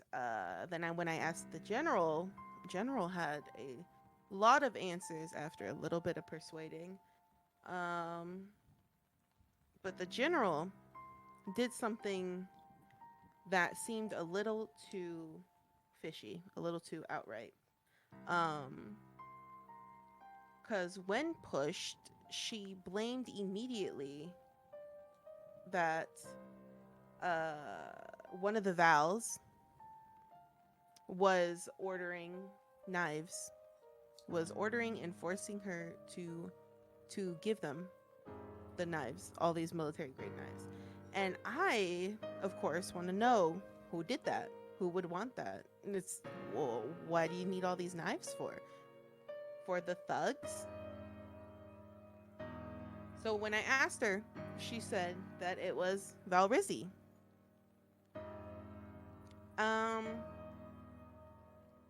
It seemed a little weird because I was just pushing you just a little bit and you just outright say Valrizzi. So after a little bit more pushing, it turned out she can't even say the name. She couldn't even say the name. I asked her, she went to speak, her voice cut out. Like someone had flipped a switch. If she said something else, her voice was back to normal, but as soon as she tried to speak, nothing. I had asked her to write down to see if she could write down the name. She then acquired a pen, went to write down, but instead jabbed the pen in her arm. So no dice there. as you say that, like Valrizzi kind of like gives like the eyebrows raised, like both of them, with like a little smile. He says, Oh, you don't say.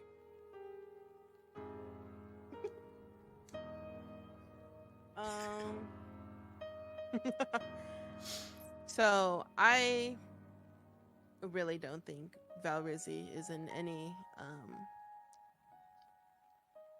for lack of a better understanding, is in any way, shape, or form able to do that to somebody. Yeah. When I had questioned Valpero knows nothing. Valpero seems to be the only person that doesn't know anything when it comes to any sorts of way of these thugs, besides them just running around. But yet business is booming for Valpero, so I was a little suspicious there. and Valpero kind of just like leans forward and says, Well, I do wish to keep my nose clean. Unless it comes to Valrizzi. Well, yes, of course.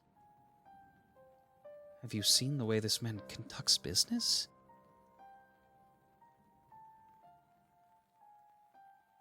Alice is really not paying attention every time Valpero says something about Valrizzi because he's a little guy. Valrizzi is a little guy. Annoying, not to Max annoying, but just a little guy.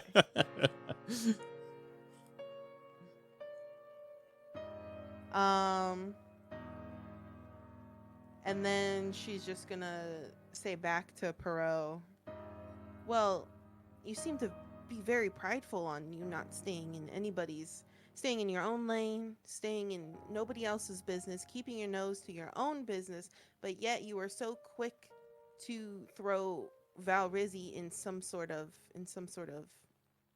trouble, for lack of a better word. Surely it wasn't me who threw himself into trouble. He was the one who committed all these heinous acts. What heinous acts? The business disruptions, surely. You were very curious about what he was doing around anything that doesn't have to do with business. It was his own personal affairs, but you seemed very curious about that. So why were you sticking your nose in his personal? Well, yes, let me clarify. I do wish to keep business as usual, but, well, you can plainly see it. Business is not usual for everyone. For me, myself, everything is okay, but you see that everybody else is struggling immensely. And to somebody as rich as Valrizzi, putting himself at some semblance of a loss may be just what he needs to play suspect on somebody else. He can survive it Valrizzi easily. Isn't losing as much as someone like Val Tempino. So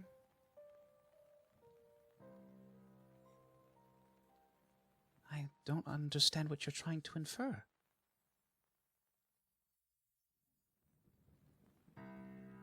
Alice is tired of playing detective, and she just sticks her hands on her hips, and she sighs, like a small sigh, not to where it's like, oh my god, Alice really just doesn't want to be here. It's just like a little.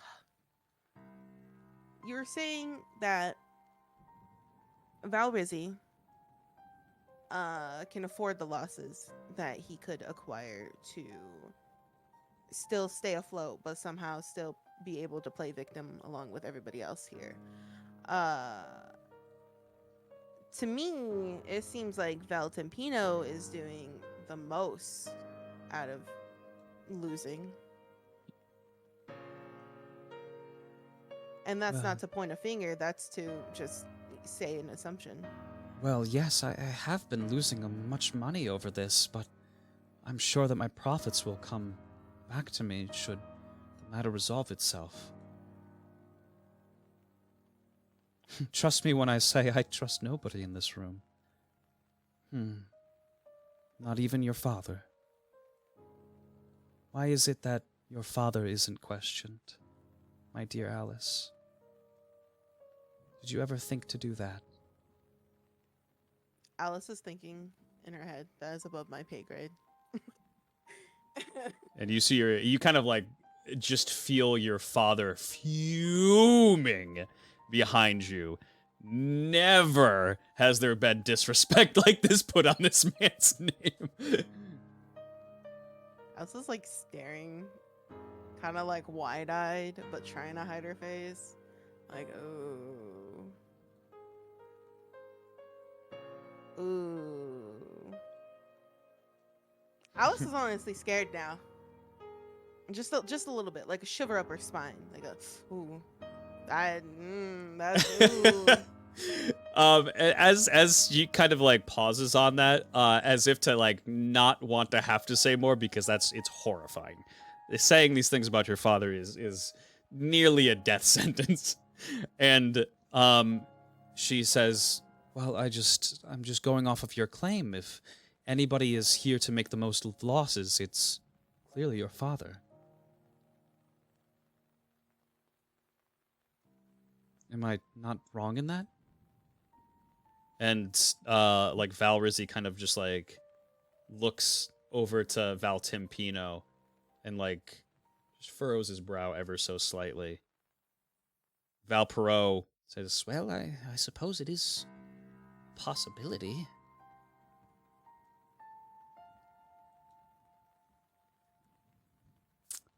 Alice is gonna just glance at her dad.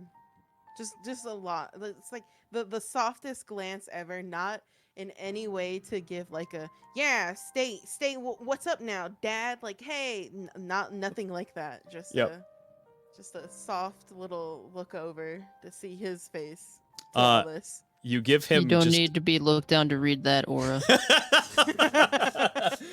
You give him a just a a tiny little look over, and your father has taken the, like, kind of pudding dish and handed it, like, very angrily off to Court Officer Hills, much to his surprise, and Court Officer Hills just like, and he grabs onto it and carries it for him.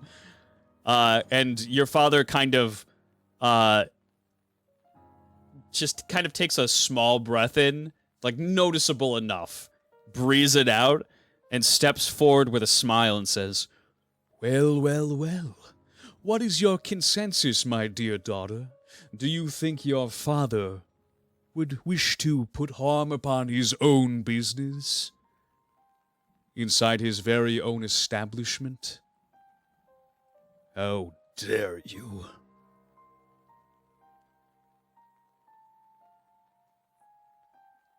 Alice is gonna be looking at the floor. Alice is looking down. It's down. happened. Bad influence on each other. And Alice is gonna say, no, of course not. Of course not. Why would you even put me on this case? No, of course not. Why would I indeed? How dare you? and he kind of like just keeps stepping closer and closer, much to her very much so just discomfort, and she kind of ekes back towards the couch and says, Really, you were so much more a doll once you didn't have that scar of yours.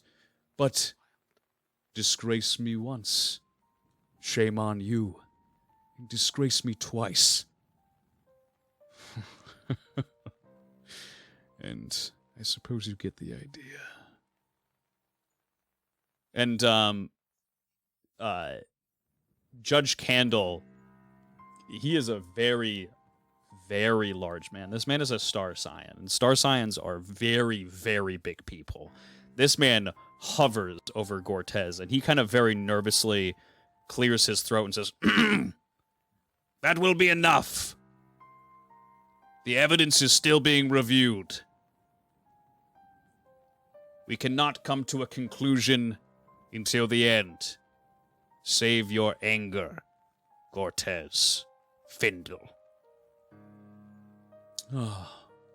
and he like kind of takes like a handkerchief out of his coat pocket and taps the side of his cheeks.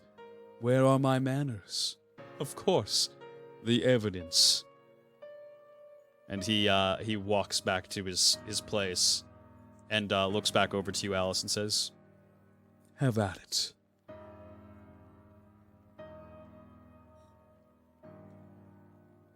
Alice is gonna, like, gulp. And step forward a little bit more. And ask,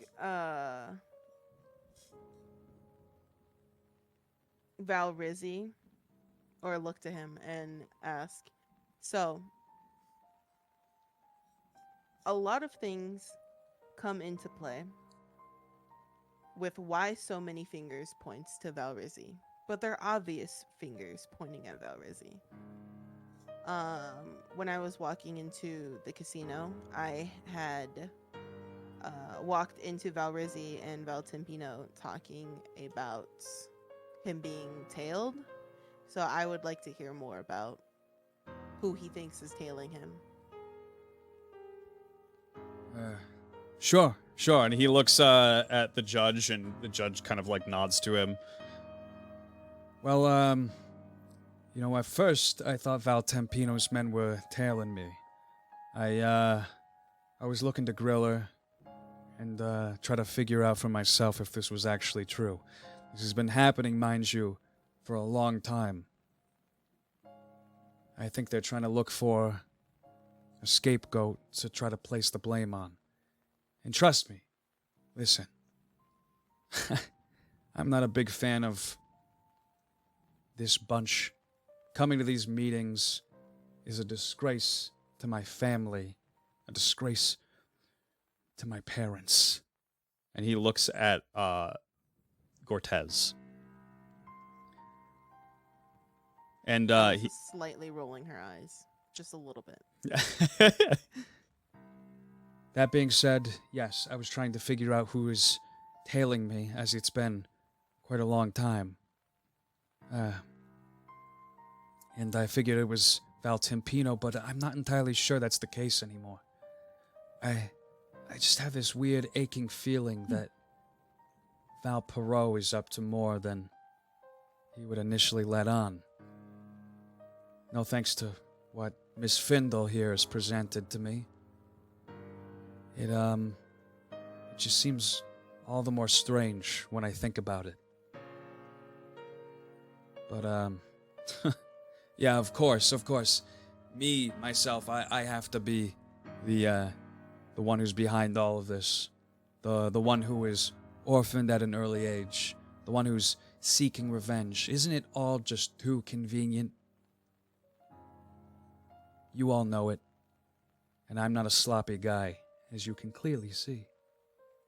and he like kind of like is like a I conduct my business as cleanly as anyone else, and as plain in sight as I wish to be.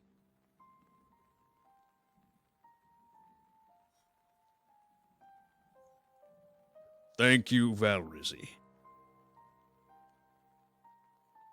Was there other evidence that you wish to bring forward?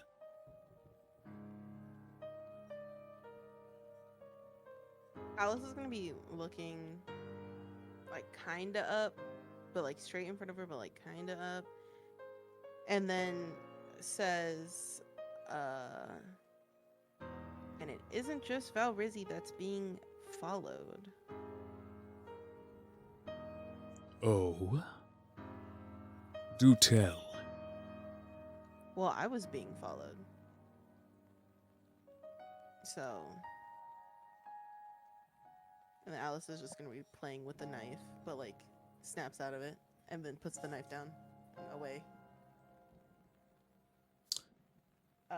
But she says, "Yep, I was going back to the wall, and along with Valrizzi, and there was a shadowy figure that we have noticed that was following us. And even when Valrizzi had left, I thought, well, maybe it was just for him since he's been the one saying that he's being followed. It stayed and was instead observing me." Yeah, I was wondering why I wasn't getting followed here. and he kind of just like looks to the rest of the vowels and like puts his hands out. Any answers? No, of course not. I wouldn't think so. Order in my court.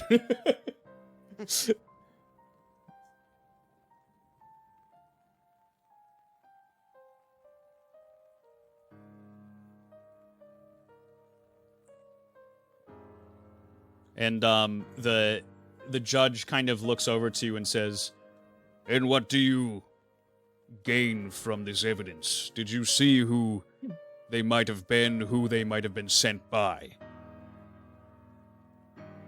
No, I tried to follow them, pursue them, but they were just really quick for some reason. But yeah, they just stayed very far out of my reach. And I could not. They were just a cloaked figure. Another mystery. And inconclusive evidence. Judge Candle kind of once again states,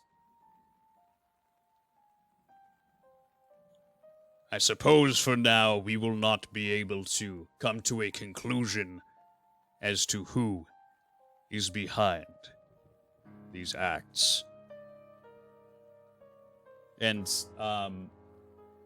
Cortez just like furiously starts like tapping his foot.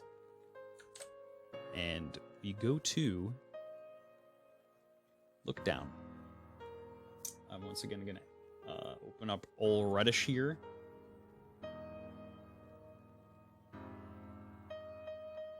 Cortez is scary. He's very scary. Scary. He's very Danger. scary. I'm in danger. I'm in danger. Oh man. See, look, all I'm saying is I have to show up to this meeting after I kill this fucker and find out who it is. I will have the evidence needed. Oh man. Am I allowed to say things that I don't remember hearing get brought up? Just random look down, No. bodied, halfly bathed, No, I'm fully bathed, just not fully fully dry. bathed, He comes in with his wet hair. wet hair. Sloshing around because he's been in the rain. His name is Look Moist now. God.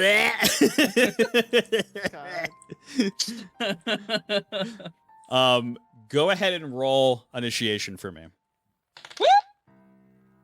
I love, man, you know, I can't wait to find out this guy only gives me 4 experience points after I whoop his ass!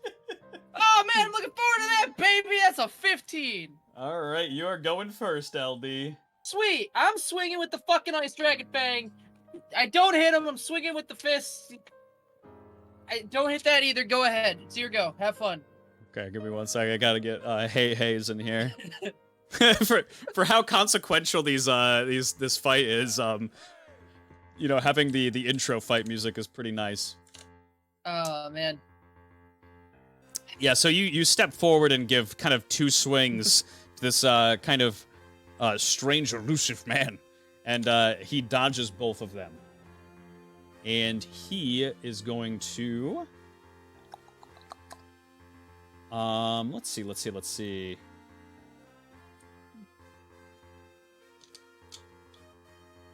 Oh, this is gonna be troublesome. Never mind. Okay. No, we got this. They are going to try to stab you with a dagger, and they have a skill. Hold on.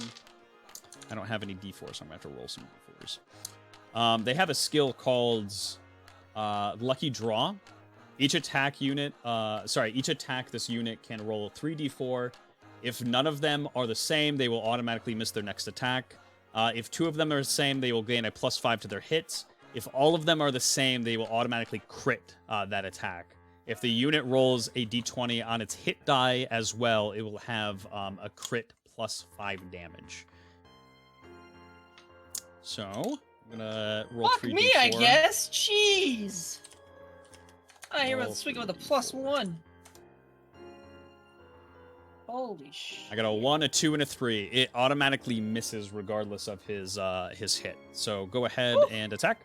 Or sorry, your turn, rather.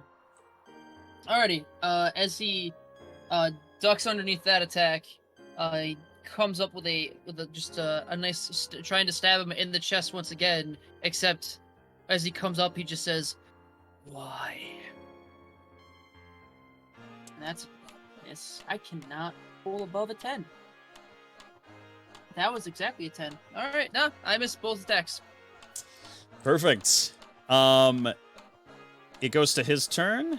Let's see. He is technically, we'll say, like, square and square. So, 5. He's going to back off, giving you an attack of opportunity. Swing him with the Ice Fang. No, let's go with the I miss. Backs off 5, 10, 15, 20, 25, 30, 35. And is going to... Actually, just give me 1 second here.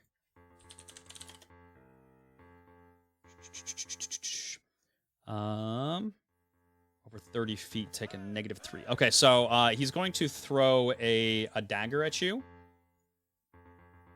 And takes a -3 to the hit since it's over 30 feet, but adds his dex modifier to it. So he is going to add dex. That is overall a +1. Very dexterity heavy. That is a 4 altogether. Misses with the dagger, and it goes right into the ground next to you. Look down. And it is your turn.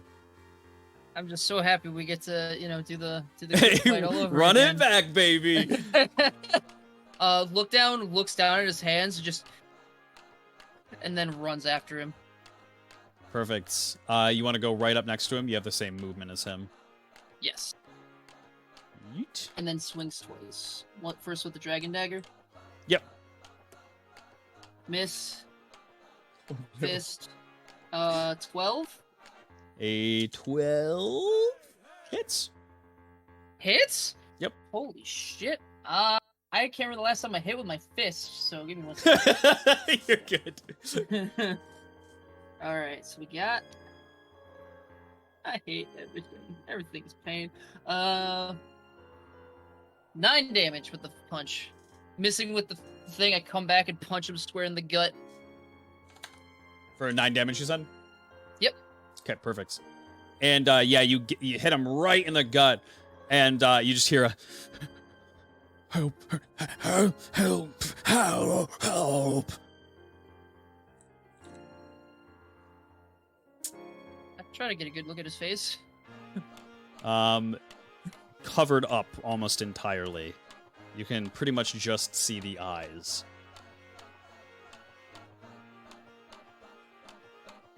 Oh, fuck. And it is... Oh, yeah, go ahead. Do you want to do anything else for your turn? I was gonna say, if I have enough time to be like... What? Need...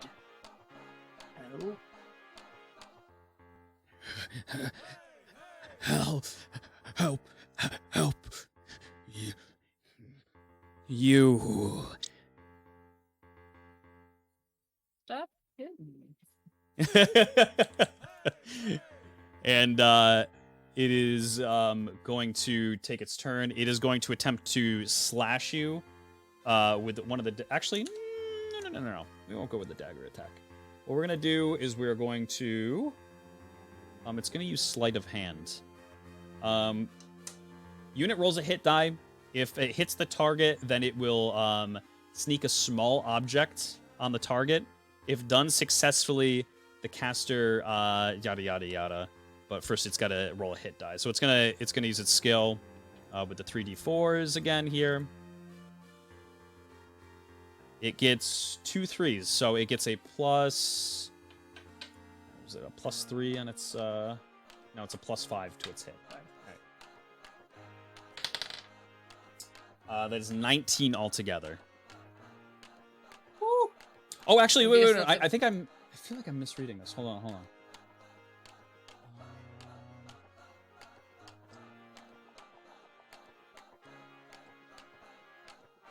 Caster can use... Oh, I didn't stretch it out all the way. Okay, here. I think there's more to it. What? Why did it get cut off? Hold on. Oh, I'm looking at a different one. That's why. Okay, so you feel like something slightly gets kind of tucked into your side look down.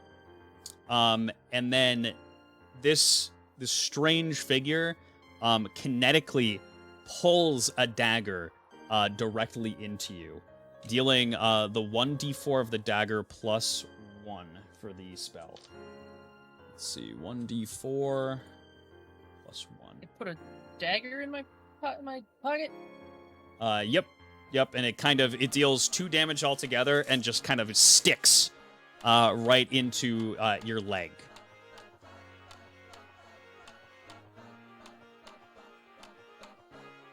And it is going to attempt to turn away and run from you again. It's going to go 5, give you an attack of opportunity. Yeah. If he didn't swing, I swing at him. If he didn't swing at me after asking for help, I would have just let him run, but I'm gonna swing him with the Dragon Fang. That's perfectly understandable. 13. 13 hits. Give me a DC 8 con save. Okay.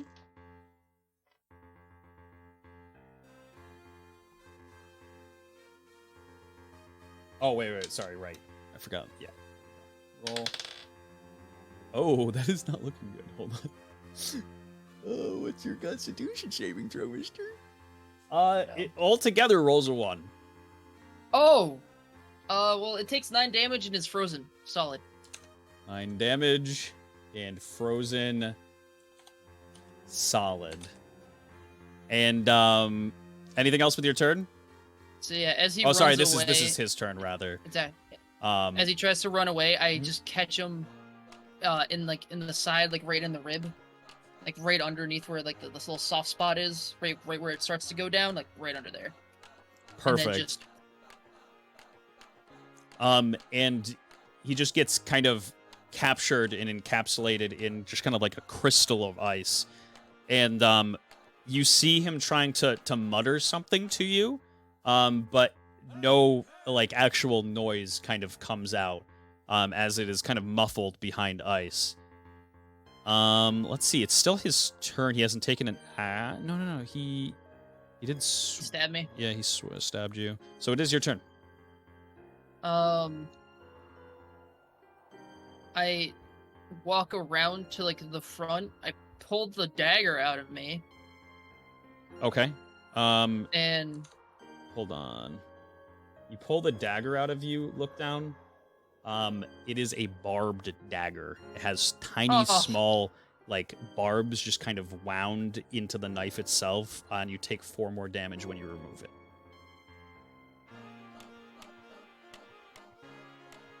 hang on, I gotta do math. Okay.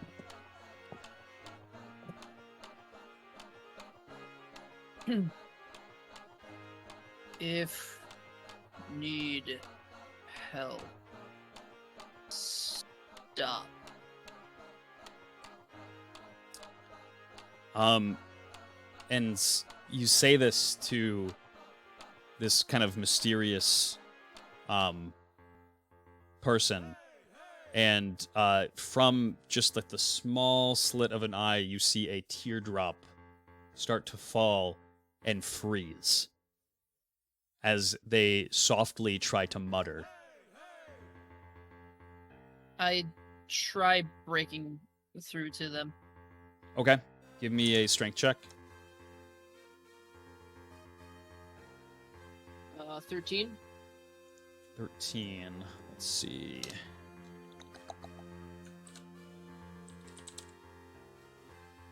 Let's see. Well, encased in the ice.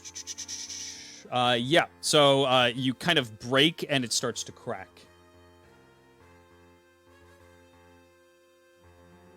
But seems it just needs a little bit more effort. You have to succeed on 2 strength checks to break through it. Hopefully their next turn they can get out. Because Lookdown is conflicted. And it gets to, I'm assuming you end your turn there. Yeah, unless Okay. I can do another strength check on it.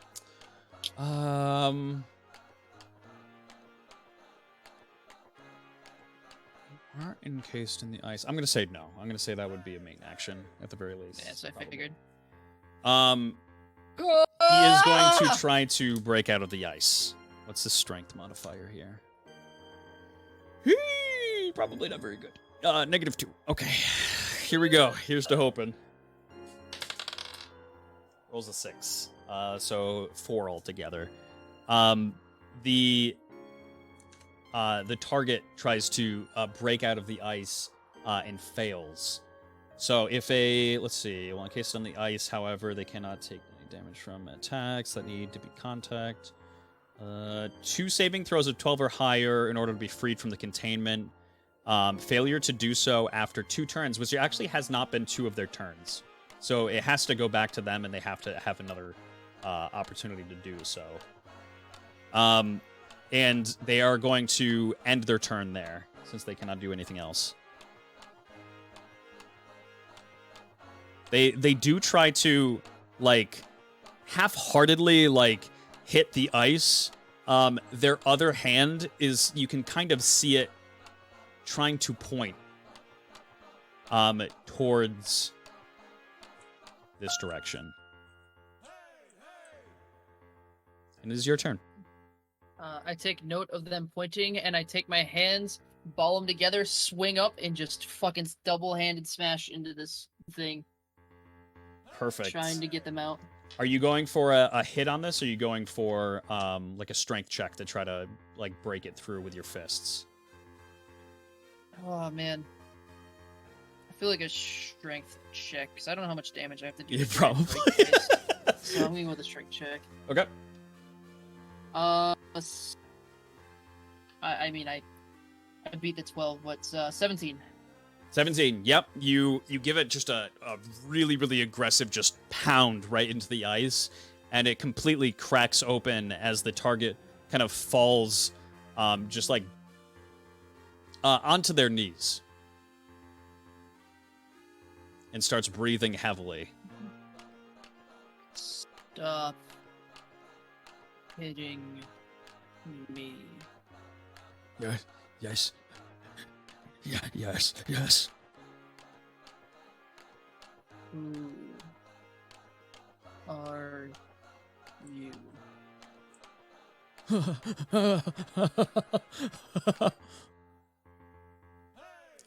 And goes to try to mumble some words, but it seems like those words are suppressed.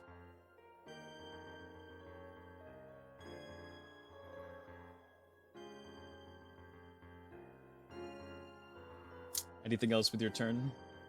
I'm guessing that I already took my action, but I'm still ready to, I'm not letting my guard down on this guy.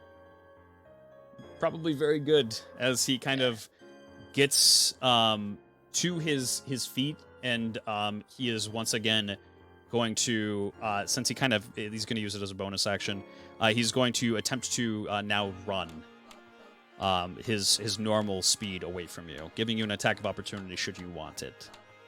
Instead of attacking, can I try to pull his hood? Sure, give me a dex check. I'm going to give him an agility saving throw. What were all these rolls earlier? 15? He rolls a nat 20, which ends up being 22. Damn. And so he's going to go 5, 10, 15, 20, 25, 30, 35. And it is your turn. So I planned on holding onto the knife that he stabbed me with. Yep. And I run after him specifically because he also pointed in this direction. And I basically just try to keep pace with him. I'm not trying to attack him or anything. Do you want to tail him a little bit? Yeah. I'd just be like, why run? Run, come. This way. I just run with him. Oh man, this is so dumb. Why am I so trusting of people who are trying to beat me up? This is so dumb. And he runs, goes 5 out of your range. You have an attack of opportunity should you want it. Actually, can I look to see if there's anybody else around? Sure. Give me an observation check. He runs.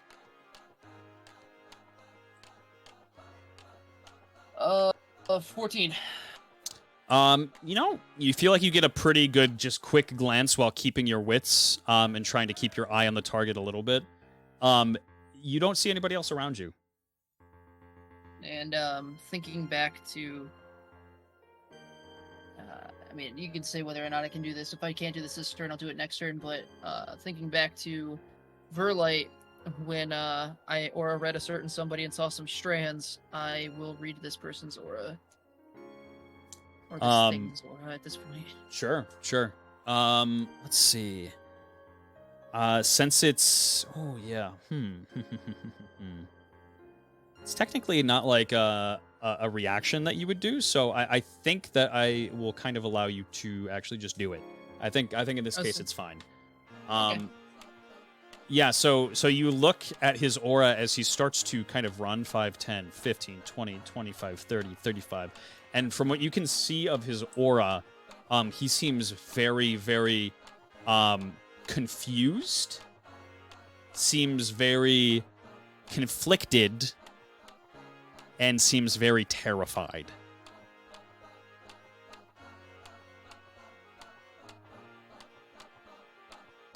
And as he reaches... Yeah? I just keep pace with him if, whenever it comes to my turn. Sure. He runs his normal 35, takes out another barbed dagger, and is going to throw it at you.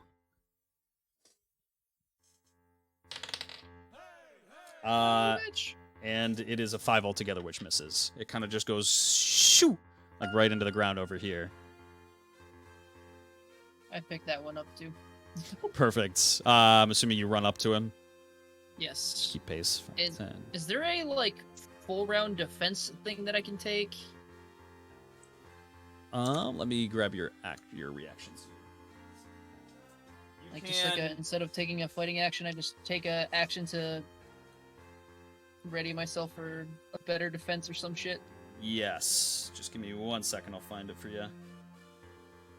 Boom, boom, boom, boom, boom, boom, boom, boom. Wait, howdy. Good thing Lookdown has been in the situation that this person's been in. Otherwise, this would be going a lot differently. Lookdown's like, wait a minute, I've been there. Reactions and actions. Let's see. Bum. You can... These are all reactions.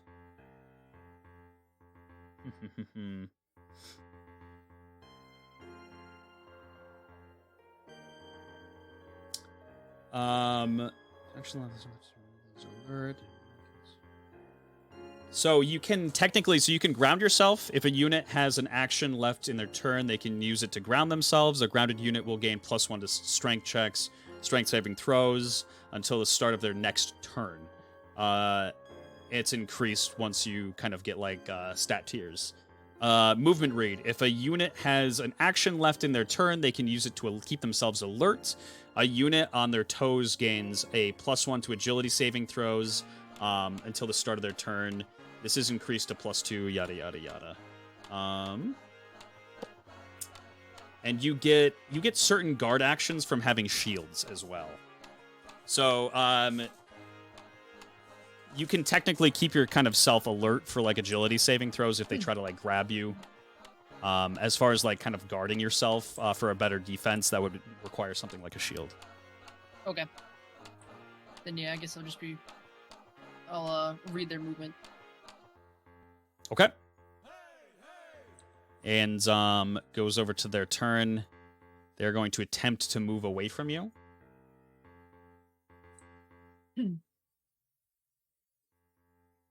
And this time they run 10, 15, 20, 25, 30, 35, 40, 45, 50, 55, 60, 65, 70. They run and dash a full 70 away from you towards the building. And it is your turn. I follow suit. Perfect. Get right behind them here. And as they kind of 5, 10, 15, 20 get to right here on the steps, they are going to kneel down, grab one of their barbed knives, and stick themselves with it. Son of a bitch. 1d4. That doesn't help me. It deals a total of 3 damage, which will kill them. Exactly, actually. Oh my fuck. And as they kind of just fall to the ground, look down, they whimper out, "Help me." And just fall kind of onto their back. Keen, I have bandages. I tried to bandage him. Oh, God. You run over to him with your bandages out. And oh man, you begin. Do you take off like the clothes a little bit that are kind of obscuring his face and Yes. body? So you do this, and you see. My necklace? Oh no. The casino worker that you were talking to at the card table. Son of a bitch! You try to start to bandage this person, but they are non-responsive, completely bleeding through the bandages, and they are in fact very dead.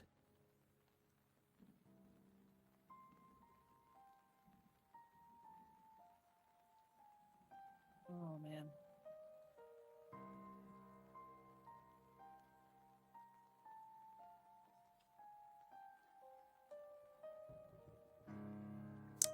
And as a couple of just moments pass, you kind of come to the conclusion, most likely, that this person is dead. You know, you don't feel a pulse from them. They're not moving. You kind of look for a pulse. yeah, true. But you do see that there's just an extreme amount of blood just pouring out of their body, and no response to them whatsoever. It doesn't seem like the bandages are really doing anything for them.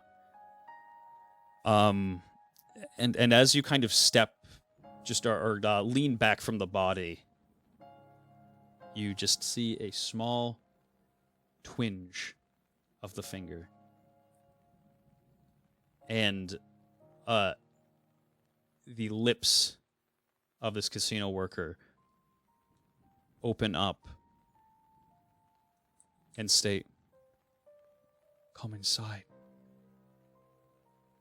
What you look for, it is in here."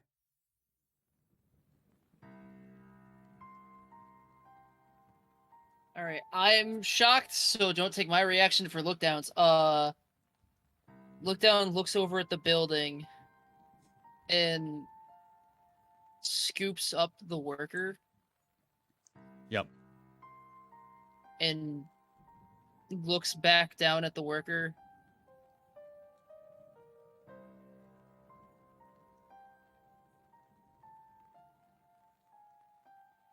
And starts walking very slowly towards the building, unsure of himself. And as you're walking towards the building, do one more thing for me. Just Okay. give me an observation check.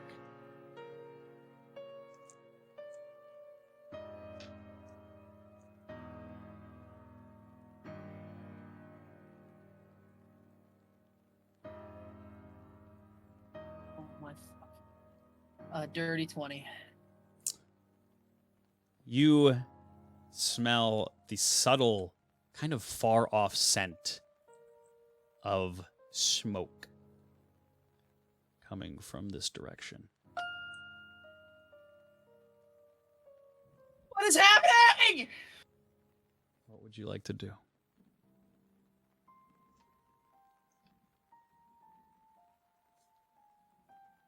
What the fuck am I gonna do if I go up to where the smoke is?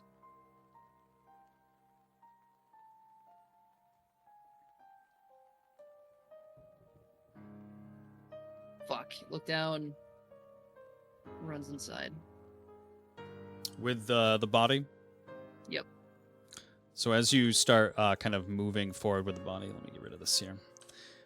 You get to the entrance of the drug den, and the kind of reanimation of the body once again turns into complete dead weight in your hands, almost kind of catching you off guard a little bit. And you are kind of fully supporting their weight. They're not incredibly heavy, but you kind of carry them inside with you.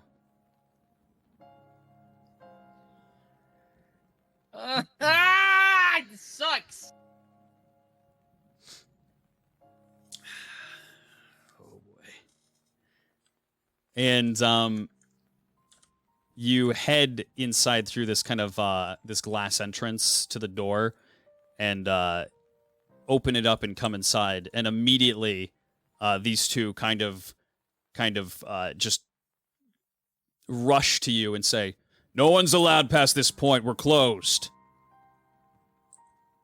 Fire. Huh? Fire. What? That way. And you point in the direction, I'm assuming. I turn and look in the direction.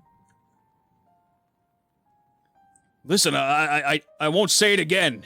No one gets to see the Vals while they're in their meeting. Strictly confidential. I put the body down. Forced against will. Hold on. And he like kind of motions to his coworker here and kind of just jumps right through the pool over to the meeting. Right over to everyone as things are just about to get spicy, and says, Sir Gortez, Mr. Findle. What is it? We have a visitor, sir. A problem. Would you like us to resolve it? Who is visiting now? Who would be visiting this time of night? Nobody is outside. He's wearing a suit, sir. No jacket. Hold on. Alice sweats.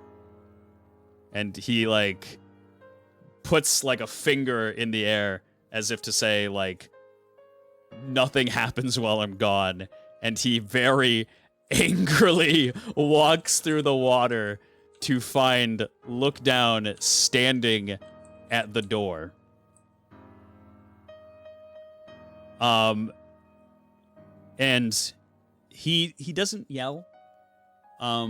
He doesn't say anything very mean to you, Look Down.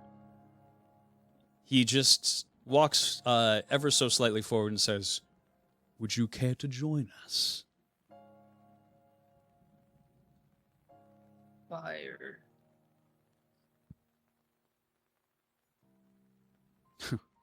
Fire. Where?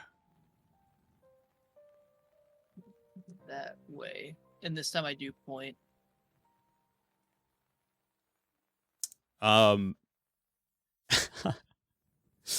Woo! Oh boy. And he says, Well, I'm sure. shit. And he goes over to his man, one of his men here, and he grabs him by the jacket and lifts him into the air and says, "Deal with it." And this guy is like shaking in fear. And he says, But who will guard you, sir? "I'll figure it out." And he sets him down. And he says, "Besides, I don't think I'm going to be needing any protection. We have a guest here. Everybody is friendly. Now go." And he kind of just quickly goes past him and heads outside. Join us.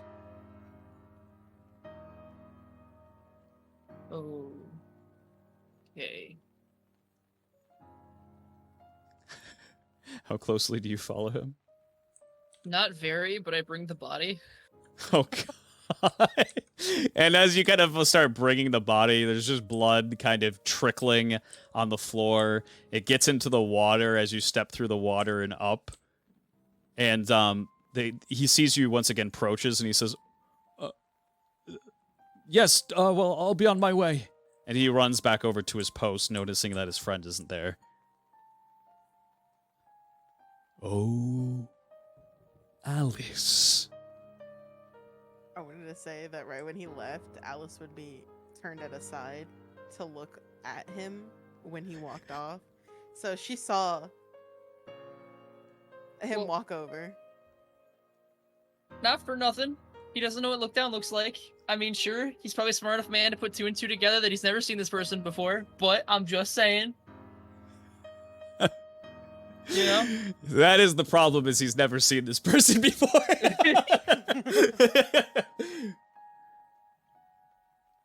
What is your prisoner doing entering our meeting? Why is he roaming free in the city? And why is he carrying one of Val Timpino's men? Who is very much so... He kind of just goes up over to him, feels for a pulse. Dead. Alice is gonna turn towards her father, but think to herself, "Oh, this is the worst case possible." I'm so sorry. I should have just sent him out the city. But she's gonna gather herself, look at her dad, and say, "Well, like I said, I was being tailed, and like I told you, like a dog, he listens. So I told him to stay vigilant of any of the person who was tailing us, or tailing me, honestly." Ah, trained dog, of course. Well, it seems that one of Val Timpino's men were following him. Now, why exactly might that be? And he steps forward and looks at Val Timpino. And she says, Well, I simply thought that he wasn't trustworthy. After all, you're the one who allowed him into the city, were you not? How are we so sure that he's not going to be wreaking havoc, which he's clearly done with one of my men?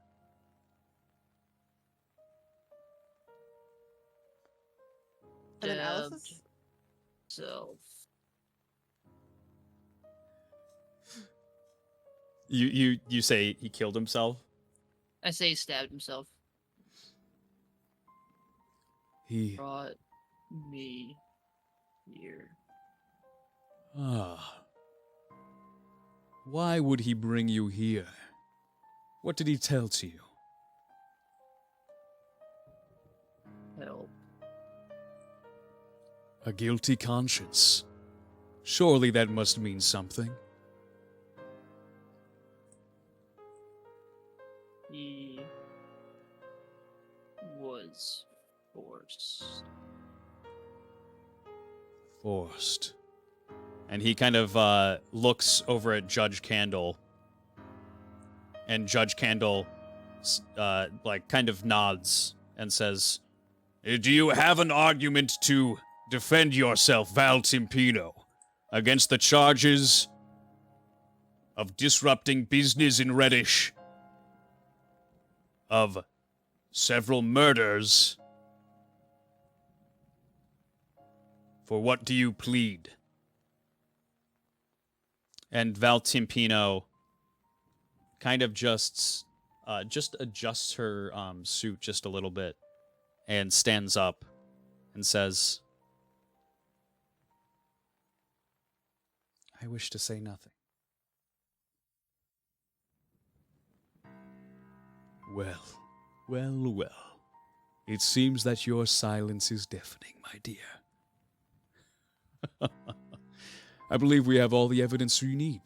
Wouldn't you say, Candle? Alice?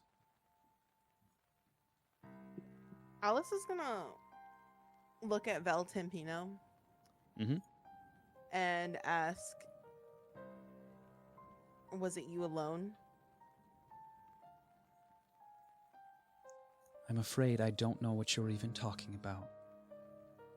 However, if you wish to blame me, if you wish to point the dagger in my direction, as so has been unjustly done to me before, then I don't have a say. I'm clearly being set up.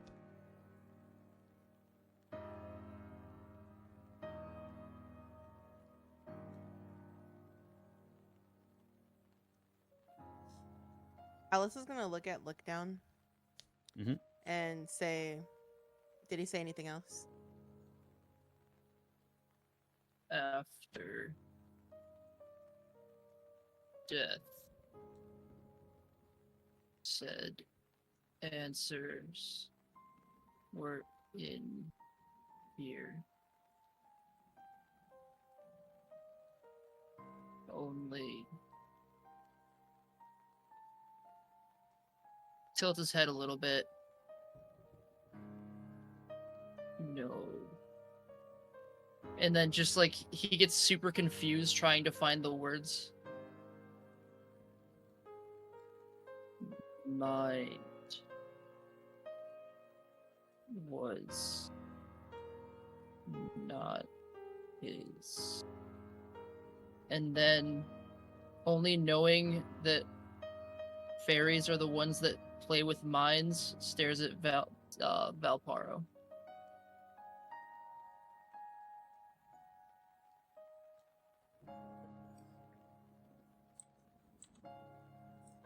Alice is gonna like look down, and then look at Valparo, and then look back at look down, and then look at Valparo, and then look back at look down, and say, "Why are you looking at Valparo?"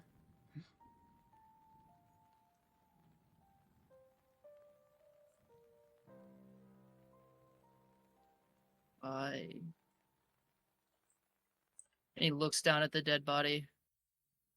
Don't know.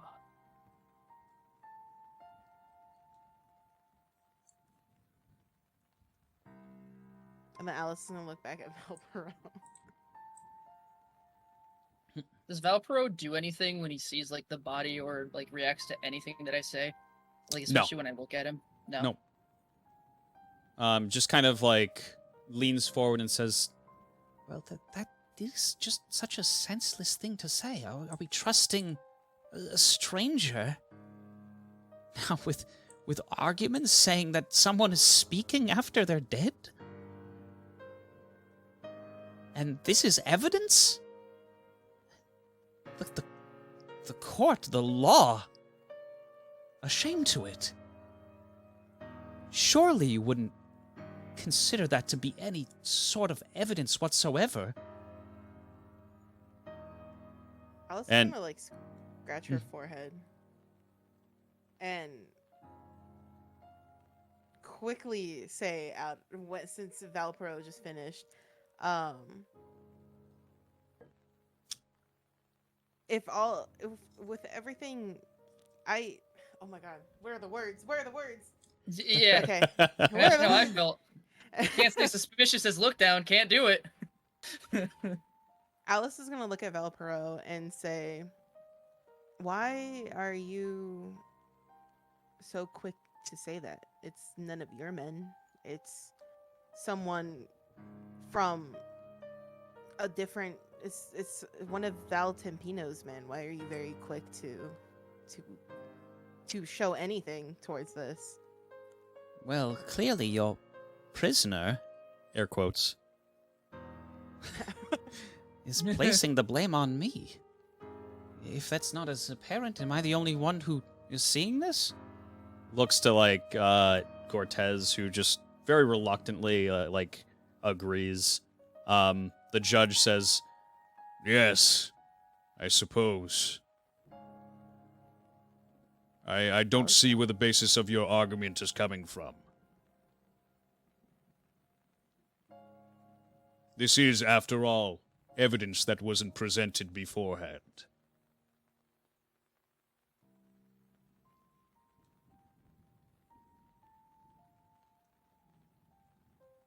Alice is gonna look at Valrizzi and say, "Valrizzi, do you know anything about magic? How to do it? How to do anything about it?" Do I know magic? Sheesh. No, absolutely not. I'm about as magically gifted as a mule. Okay, and then Alice is gonna look at Val Tempino and ask basically the same thing, but if they have heard of anyone like talking after death, and even the okay, never mind. Just that point. Heard anybody Like Oh. not the talk after death. Not the talk after death. What was the She's what was the gonna first just one? say, oh, have like the same thing basically. Oh, if Do they you if they're work with magic. anything with magic wise? Have you heard of anything with magic wise? No, dear, of course not. The only magic we have is inside the casino. Some of my men are relatively magically gifted. It makes us a lot of money. And then she's just gonna look at Valpero. That's it. Just glance at him. Mm-hmm. I suppose you would like to ask me if I am magically gifted. You know, I'm just here, you know, just I don't really, I think the only magic Rizzy would know how to do is card tricks. I probably couldn't even impress a child. Val Tempino, all it is card tricks, and that's her men. So, I don't know. Well, if you do ask if I am magically gifted, I would say yes. Indeed, I am. Gifted enough to know that Valrizzi is deceitful. Not for the magic, not for his ability, but otherwise. Yo, how's that? Well, I had my men following you. I had noticed that you had met up with a certain individual. A female thug. Excuse me? Yes, well, he met up with this individual and he exchanged something for a certain item. What are you even talking about? What in the creator's name? You're off your rocker. If you don't believe me, check him yourself. Alice is gonna tell Look Down to come beside her, so she's gonna look behind and like give a motion to stand beside her on the other side, not anywhere near her dad. Dun dun dun dun. Do you tell him to put the body down? Because otherwise he's gonna bring Yeah, the body. put the body, yeah. Put the bodies on the floor. Put the body on the floor. When he puts the body down, like he's very like kind of shaky at this point, and like solemnly kind of puts the body down because he's, oh man, he hates seeing what just happened when he knows what it's like to have your mind ripped away from you. So he's like, just, you know, slowly puts the person down, gets back up, and then stands next to Alice, and is just looking down. And then Alice is gonna say, well, when I brought my prisoner back, he did run into a thug, and some thugs took a necklace from him. And Valrizzi so graciously took interest in finding this for him. So, Rizzy, is it the necklace? I don't know what you're talking about. Of course I wouldn't take anything from El Doozy. El Doozy? Yeah. And then Alice is gonna like shrug a little and be like, I don't know what it is with these people. They get attached to people so quick. They get attached to little prisoners, whatever, a dog, a bird, a hurt bird, like what? I swear. And then she's gonna try to play it off like that, and then look back, at Look Down, because she remembers how he could like read or whatever. To Alice, it's just, oh, he's kind of like a lie detector. Look Down I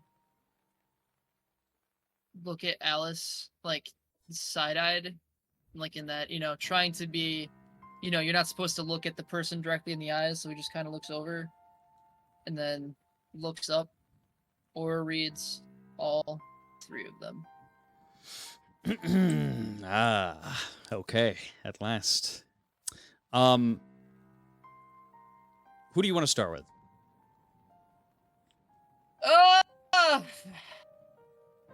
Well, I feel like it was kind of being heavily handed to check Valrizzi, so I'm gonna read Valrizzi first. Valrizzi, the aura read that you kind of get from him is panic. You get a very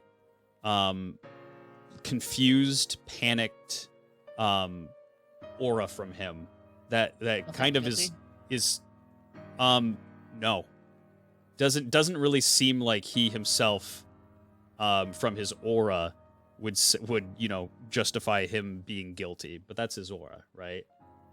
He just seems very frantic.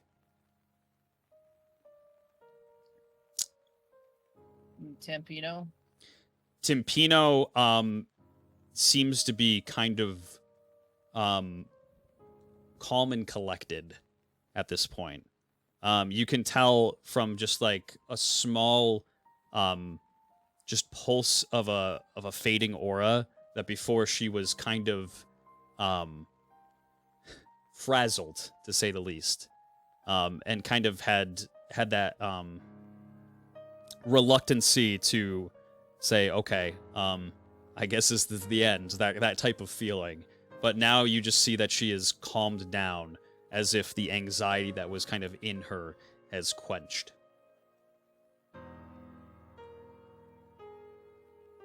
Last but not least, Val Perot is as calm as he was at the marketplace when you saw him. and I still get But- that feeling of something. Yep. Seems like something just is not right. It's very much like a calculated stares at Valrizzi for like a few seconds, like a couple seconds, Tempino for a couple seconds, and then he's just staring at Valporo. Like his gaze doesn't leave. And he cocks his head.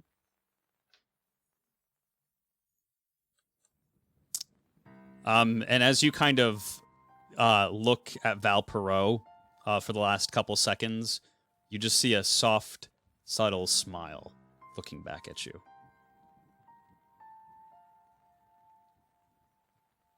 Any chance I see a necklace on him? Give me an observation check. Dirty 20. Are you just looking at Valpero?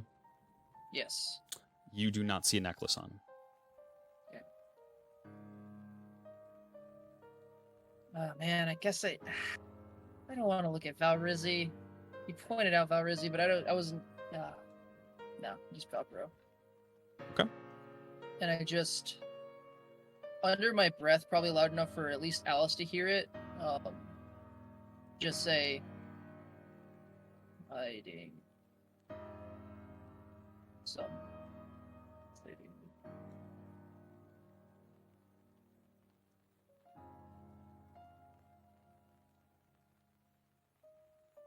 Alice is gonna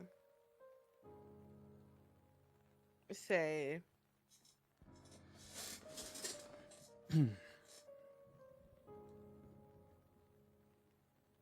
wait, who did you say was hiding something? Perot?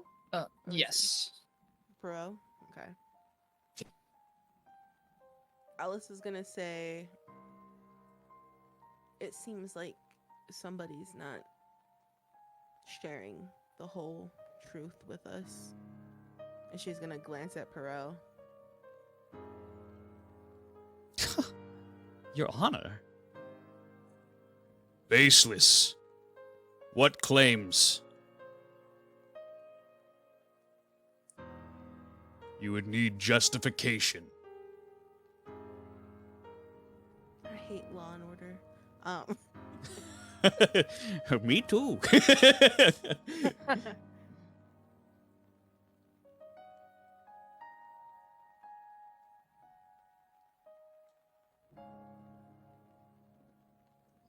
This whole time, like the aura read's still been up, and like look down, it's just like intensely gazing at this person. At Valpero. Yes. Yeah, and Valpero's mannerisms rather just have not really changed. Very just calm, sitting back, collected. Has just kind of motioned to the judge, and the judge kind of has accepted that there is not really a basis for him to be kind of grilled. And so the judge kind of steps forward, Judge Candle, and says, "If there's no further analysis, then I suppose we can search for the evidence itself. Val Rizzi." Yeah. Are you kidding me? "Stand before Court Officer Hills." Sure.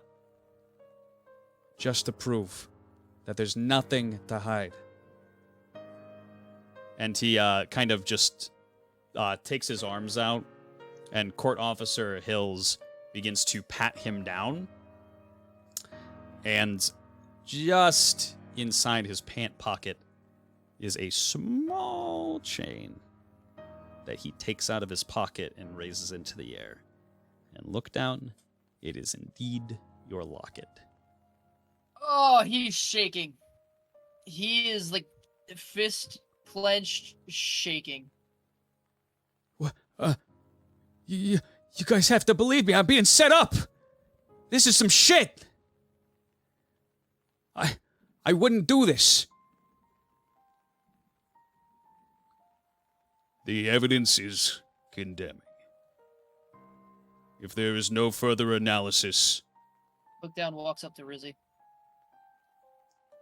And just looks him dead in the eye. What? You believe me? Don't you?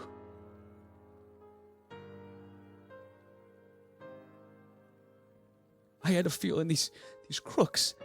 I knew they would. I knew they would try. I wasn't observant enough. I must have let my guard down. Somebody must have snuck it on me.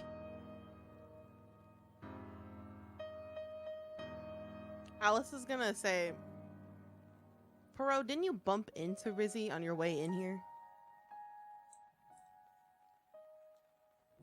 And you say this, and you see Look down, puts out his hand while this is happening. to Valrizzi. Yes. He puts his hands up, or basically to in a giving hand motion, like basically opening my hand so he can put the locket in there. Yeah, he puts it right back in your hand. Does he do it any specific way? He just kind of he raises his hand up, and it is very clearly shaking. And tears are kind of welling up in his eyes, which is very uncharacteristic for this person. He seems to be just completely hopeless. And just kind of whispers to you. He says, You gotta get out of here. It's like this for everyone. You gotta get out of here. I open the locket. and the locket is still a picture of Lord Valen. I close it, put it back around my neck, and say, not who are called bad are bad. And then I just stare over Valparo.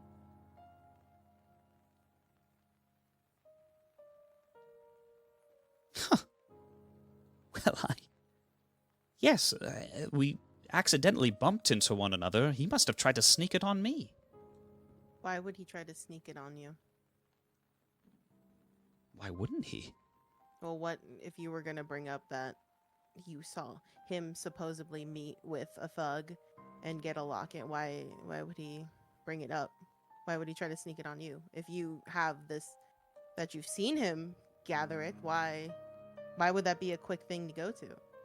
You know, it's very easy to slip something into somebody's pocket as it is to slip something out. I would agree so. You saw that it was haphazardly out of his pocket. He clearly was trying to put it on me. Coincidentally. Luckily, I'm able to keep my wits about me. Your wits? Yes. That's not evidence. Well, I would say that him claiming that I'd snuck it on him is completely baseless. He didn't claim it that you snuck it on him. I claim that you snuck it on him because you bumped into him beforehand. Well, I would say that he bumped into me, my dear You bumped Alice. into him. And you can see that the judge, like with the back and forth, is clearly getting kind of flustered, and he says, "Order! Valpero, on your life, swear upon the law, everything that you say can be used against you. You must be completely truthful, for Nial ordains it. The law ordains it. Did you try to sneak this necklace, and he looks at it, locket, on Val Rizzi?" No.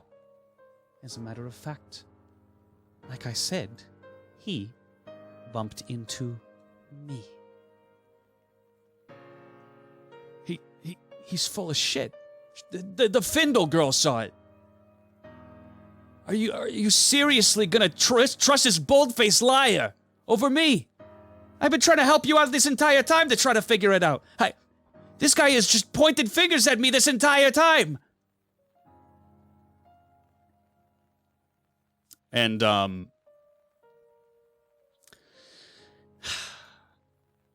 the judge very reluctantly steps back and says, "Normally I preside, read, judge the law and all its citizens within Reddish. However, this is not my courthouse.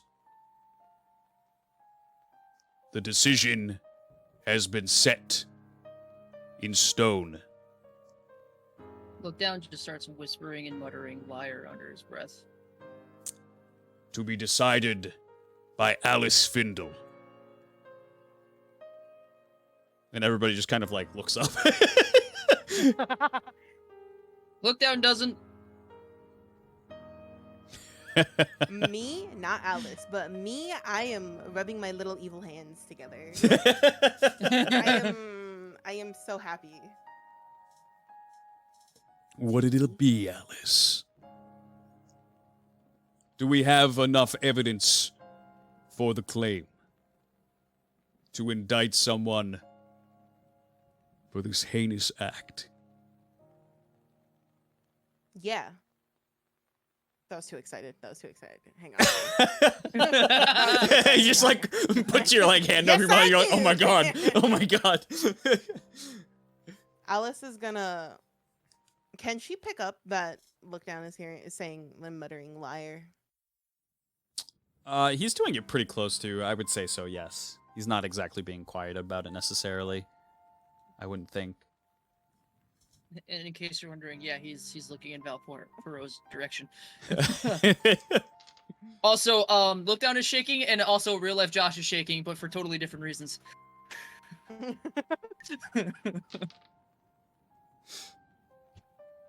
Alice is actually gonna look to the judge and say, "Can I ask final questions?" Yes, of course. Thank you, Your Honor. And she's gonna look at Valpero. Yep. And with noticing look down is just shaking, she's just gonna ask, did you plant the necklace on him? On Valrizi? Of course not. I wouldn't do something so conniving. And then This she's is gonna, reddish. That is bullshit. Just complete and like then she's break. gonna kind of like look down to see if his reaction is the same. I read his aura. He seems, yet again, same aura. Very composed. I can't. Why? It is just a cavalcade of just why. It's just one word syllables of just him just saying hiding. And Alice is gonna look back. Look down at... actually starts stepping towards Valpero. And the judge says, "Court Officer Hills." And Court Officer Hills like looks over to the judge and says, "Right. Excuse me, you can't." And he goes to like grab your shoulder. Alice is gonna try to grab her hand, or grab the court officer's hand. Oh, I thought you were gonna stop me. Oh no. You go to grab the court officer, and Judge Candle says, "Call me your daughter, Findle." And he says, "Alice." And Alice looks at her father and says, "He's just walking. He's no threat. Only when I tell him to be, or if I give him the order. He's just Alice, like, why do prisoners go to jail? I Alice wouldn't is like to just gonna- hear that this man is not dangerous, for he clearly is." Look down stops. Alice is gonna tell Look Down to step back and just sit down and stay there. I do exactly that. You're sitting down on the rug here. Yep. Proceed, Findle. Just wanted a closer look. That's literally all I wanted. Yeah, I know, but No, it's fair. But then he was like, I did an oopsie.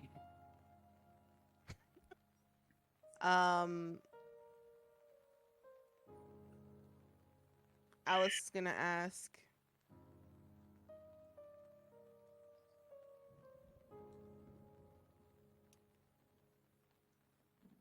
I started thinking about the freaking the claw marks at the wooden post. Alice is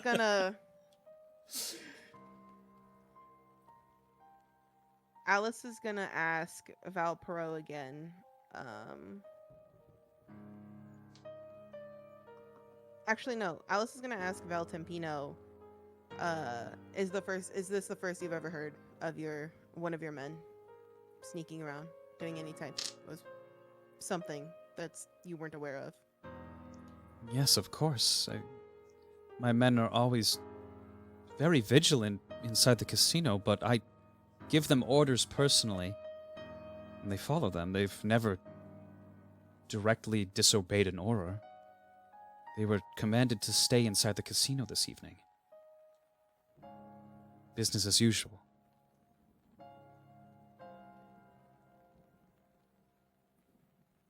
Alice is gonna look down and ask, so he only said, in their help me, and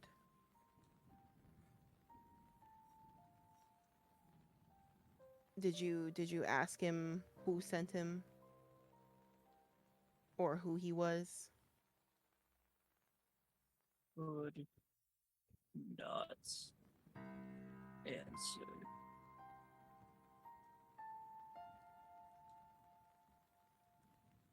just like wall.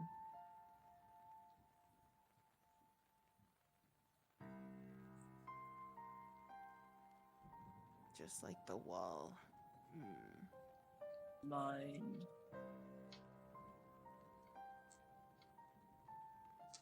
Not own.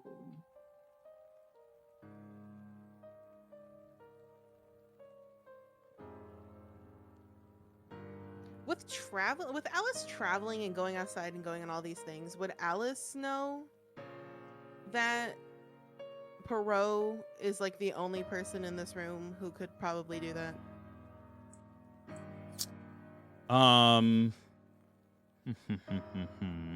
Also, if you, the thing I'm trying to say is basically the general that stabbed himself Yeah, was just like that's that. what I was Yeah. thinking. Right. Okay.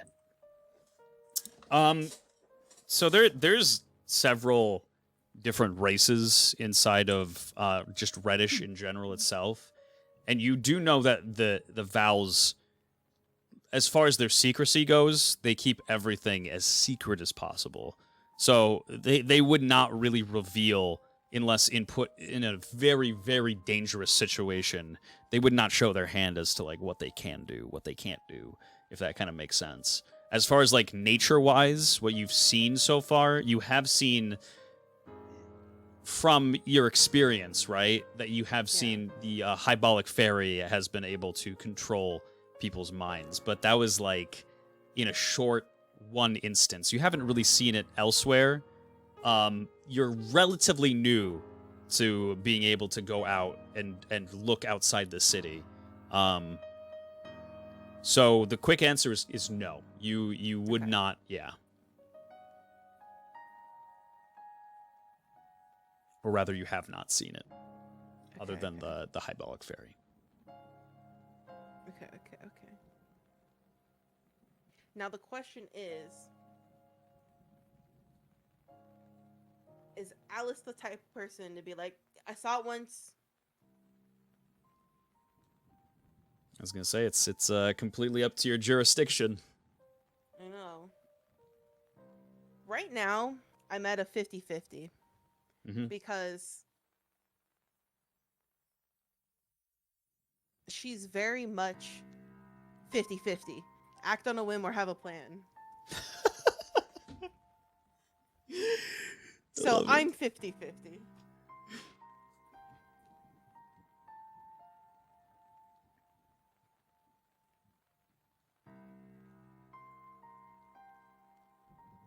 Alice is gonna look at Val Perot and say, actually, no. She's gonna look around. She's gonna look around, not at Val Perot, and say, you know, in my time spent outside the city, outside the walls, I have come across a type of magic that seems very dangerous in the wrong person's hands. And it could essentially do exactly what has been described, that this, and she's gonna like point at the dead body, that this one has done, and even the general on the wall. Something in their brain, in their mind, that is just toyed with to a certain degree, and I've saw it. And the person that I saw do all that was a fairy. And then she's gonna look at Valpro. Ah, my race. See, that's being brought into play? Well, I suppose if you want to just specifically solo me out, I suppose I would point the finger elsewhere as well. Soul Drop. This drug that your father sells. He himself has taken the drug. No? We know that Soul Drop can change the very fabric of one's being. Allow them to be gifted in magic. Allow them to perhaps manipulate a mind? Why is it that you immediately believe that because you've seen it in one place, that I must be the one to fault? In fact, Reddish itself was built off of Soul Drop. It seems only natural that someone as persuasive as your father would have this ability. And once again, you feel your father's just becoming more and more impatient and angry.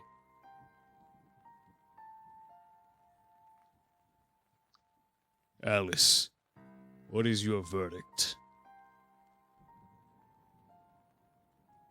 Alice is gonna.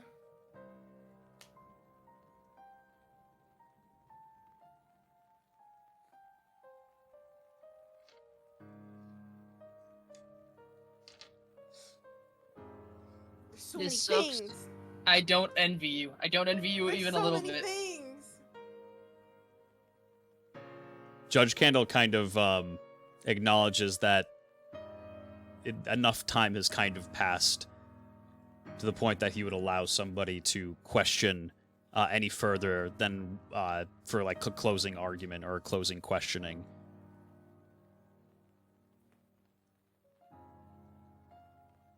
I just want to know what he's hiding. If that thing was down, it would either save him or ruin him, and it looks like he might be ruined anyway. And I'm like, just fuck, man. It's so suspicious, but it's like Don't be because of how suspicious. suspicious it is. Suspicious. It like, oh, you know what? I'm just happy I'm not the one in the driver's seat. It's all you, Alice. What's the consensus? Who do you think is guilty of the crime? These motherfuckers got me thinking maybe it actually is her father. See, I'm thinking that, but also at the same time, why is this man hiding something? If this is your end-all be-all in this instant, and it's little Alice Jr., little Findle Jr., like, why are you still hiding something? On top of the fact that, like, what happens if you out your father as being the one who did it? Like, what? I'm scared. What's gonna happen at that point? You know? This is awful. Oh my god. Oh. The brain ain't braining, the wheels ain't turning, the hamsters are on break. No, I hated how confident I was that it was Valparaiso last time we played, and after talking to these people, I'm like, well, fuck. I still think it's Valparaiso personally, but like, I mean, or the father, in which case we're fucked either way.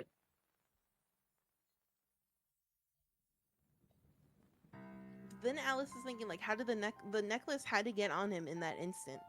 That he didn't bump into anyone else, like it wasn't brought to attention. I also don't Why care if Rizzy still is the one. point? Honestly, Alice is just mad that this is all on her. I'm sure. Like, she's.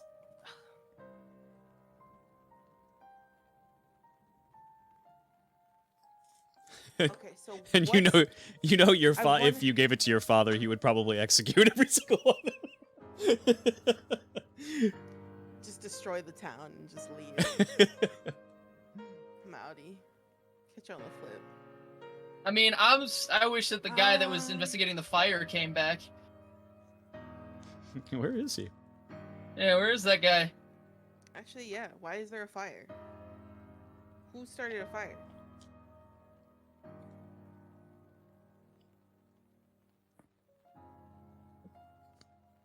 Man, it's hard. It's hard. This is awful. This is is stressful. hard. This is terrible. Ugh. And also, why was there a big beast dog at the door? And also, was that beast dog what caused the fire? Oh my god. I believe in you. I don't. That's a lot to ask for right now. Oh. Do you want to leave it to chance, or you want to? The options right now Mm-hmm. for Alice is Valparaiso or Look Down. He was behind the whole thing. No, I'm kidding. Hey, that's, Landed look, all. I mean, to be fair, if you get rid of me here, it's that's 2 problems. It really is. Alice is gonna say.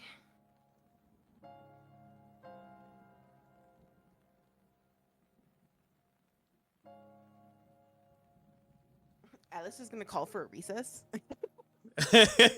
You could tell that everybody is very tired and on edge, as somebody's kind of livelihood is at stake here.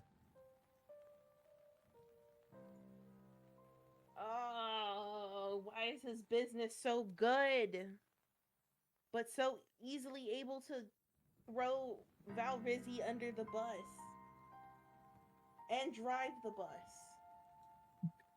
Oh, why does he not know anything but keep a tail on Val Rizzi?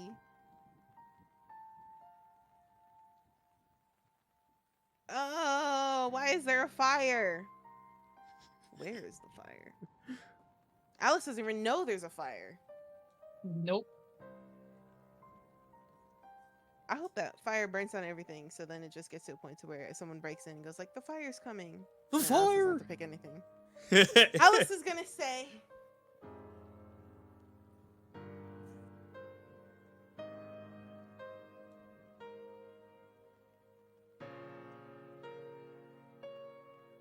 she's gonna say, she's gonna walk to Val Rizzi Yep. and tell him to go take a seat. It's like And American breathe. Idol. I love it. All right. And he kind of just like sits down, and his hands are shaking, and he's just kind of like fumbling with his hands.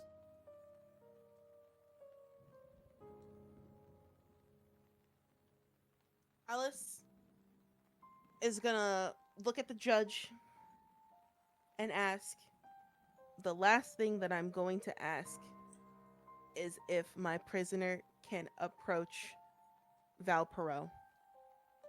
Do nothing physical. I will be right with him. But just approach him. And then I'll give my final say.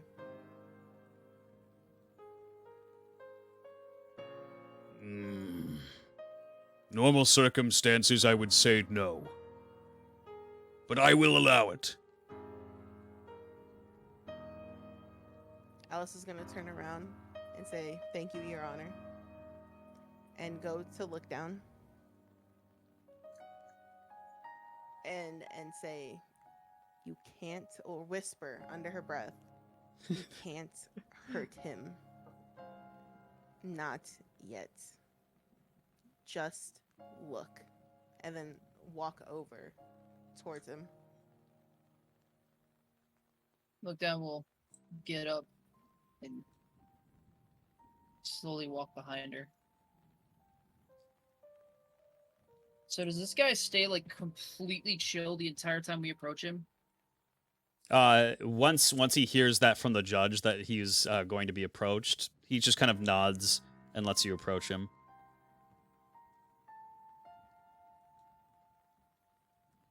Very calm Look demeanor. Down reads. I'll say Look Down reads his aura and like sits like, you know, on the like does like the sitting on his legs type of deal, and just like stares at him and looks across his body while also trying to read his aura, like seeing if he can find anything on him, and then ask him, "How are you hiding?" You asked how are you hiding? Yes. Well, I not hiding. I'm in plain sight for you to see.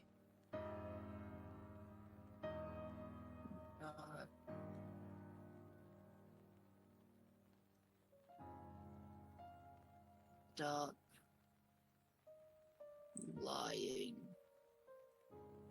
Oh, my dear boy, I'm the most honest of the Vals.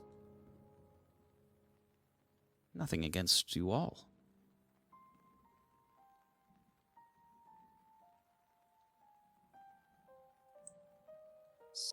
Something I can't see.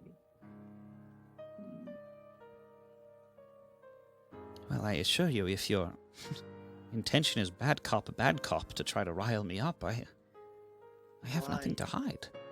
Did you make them do that?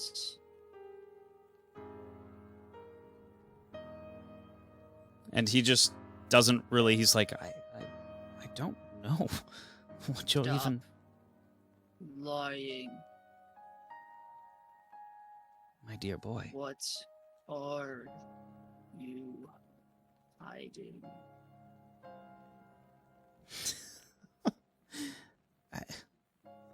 What is it that I'm hiding? What is it that I'm hiding? You come only one. Why? what was it that you said there? Why is he so calm? Basically. Simply because I know my innocence. If you falsely accuse me of a crime, there's not much I can do. This is a clear bastardization of the law.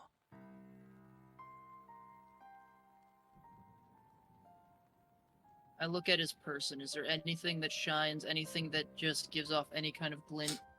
Or... Oh, he's very, very well decorated. Because this man, like, this person is not sweating whatsoever. They are not...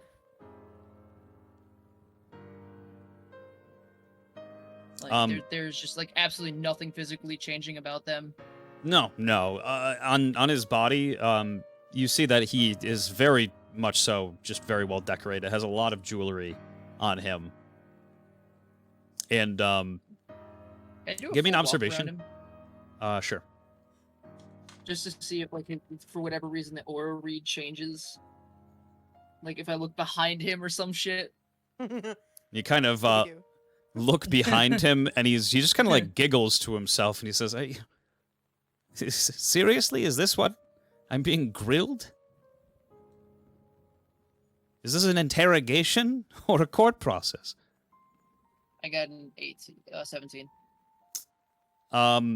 You do see that like his shoes are dirty. The rest of him is very, very much so clean. His shoes themselves are indeed quite dirty. And on a polished man, that seems a bit strange. I literally sit down cross-legged right in front of his feet and just look at them.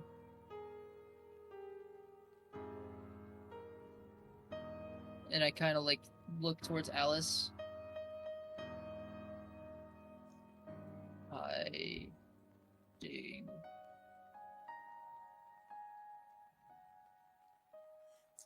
And yet again, for kind of the last time, the judge steps forward and says, "What is your consensus, Findle daughter?"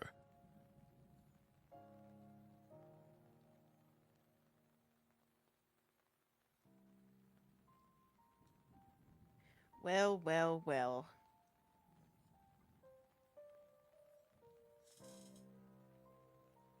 Well, well, well. Alice.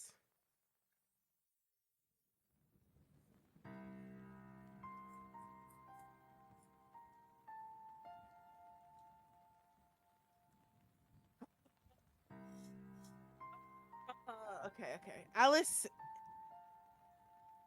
is putting. I don't know what dirty shoes do. I wish I'm like, man, doesn't this guy fly? Why is his shoes dirty? Mm. He would have had to get his shoes dirty. It was. I'm not smart enough to character to put it together, but the little reason his shoes would be dirty is if he was to say, "Oh, I don't know, bump into somebody." This fucking liar.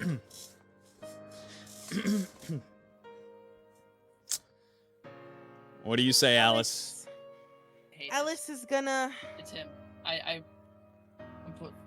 That's my consensus. I know mine doesn't matter, but that's mine. He still said about Rizzy, even if he didn't do it.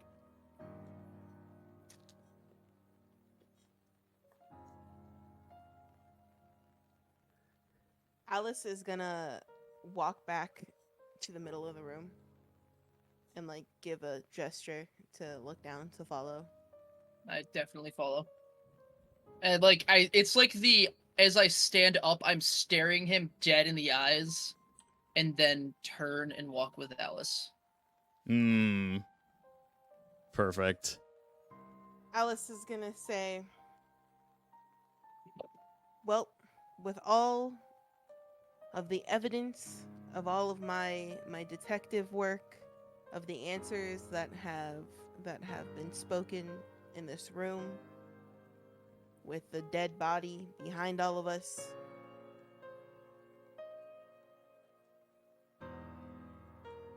it does not point to Valrizzi. You say that, and Valrizzi. just you see him like, Oh, God. I know I liked your Findle kid. Alice is gonna pretend she did not hear that whatsoever. Alice is then gonna continue and say, furthermore, none of this has also brought me to any conclusion of it being Tempino. There's too many fingers for me to pick up and follow for it to be Tempino, and the information just isn't there. and she like her like lip starts to quiver a little bit, and instead of tears falling from her eyes and just kind of welling up, you see just like little mud droplets start to fall down the right side of her face where she has several scars. She says, "Thank you."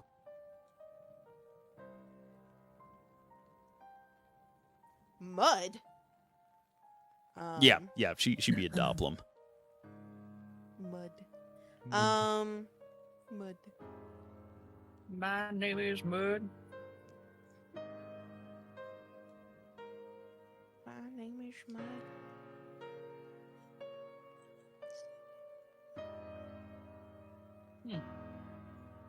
Weird. Two people innocent? Weird. And I suppose that leaves your father and Val Perot. Yeah. Alice is just gonna like scratch her head and just think to herself, I really wish Valpro would just say what he has to hide. Like, if it's life or death, why are you choosing death at this point? But now she's more curious on what he's hiding. But also the other option is her father. Mm-hmm.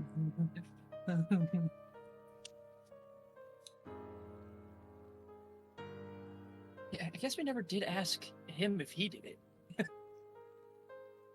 I wonder why.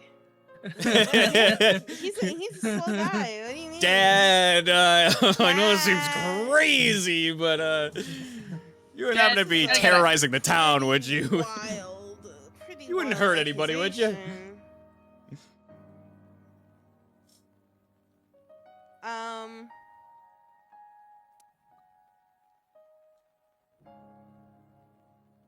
Alice gonna look at. Oh. As it kind of comes down to just him and Valpero, Oh God. your father, just kind of, you just feel like that aura of your father wishing to get your attention that you have felt very, very many times before, just by his kind of stature. You see it out of the corner of your eyes. Alice is gonna look at Valpero and then look at her father. And as you look over to your father, he just gives one last smile to you and says, One monster left in this world. just under the softness of his breath, just loud enough for you to hear. And then That's he wild. nods his head. Go ahead, make your decision.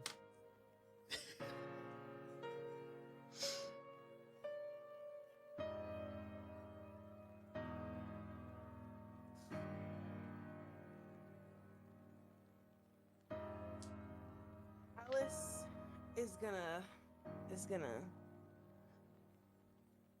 take a quick breath in and a quick breath out.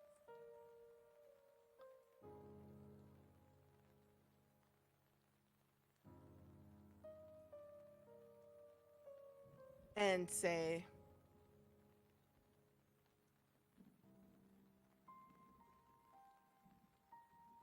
Father, Yes.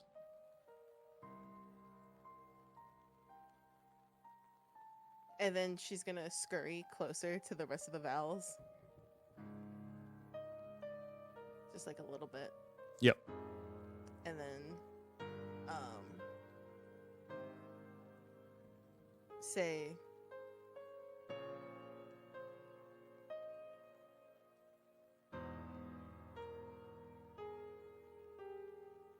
the evidence points to you. To your father. Yeah. And he just very sadly and disappointedly kind of just looks down at the ground for the first time that you've seen in a very long time. This man does not really take his eye off anybody. And just kind of whispers, Was it not enough what I did for you? Was your inheritance not enough for you? I understand. Court Officer Hills. Judge Candle. You heard her. Yes.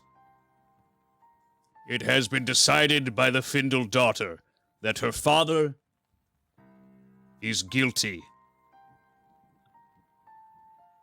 of causing this disruption in Reddish and several murders inside the city. His sentence will be conducted in the near future. For now, he shall be restrained and taken into the courthouse. and the vowels all just kind of just they don't really say anything. They just all kind of seemed relieved. As your father is kind of being cuffed behind his back, he says, Alice, meet me one last time outside. Alice doesn't say anything. She just follows. But she's gonna tell Look Down to stay and listen to them. Why would you do that? Would you do that? Whew. And it's just going to take a second, but I'm going to open up the Reddish map. What is he hiding? Keen! Fuck!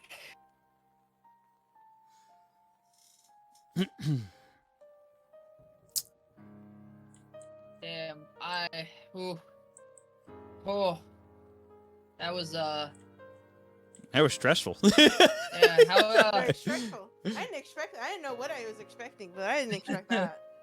so, do you feel very confident that it was actually your father? No. Not at all. Holy shit.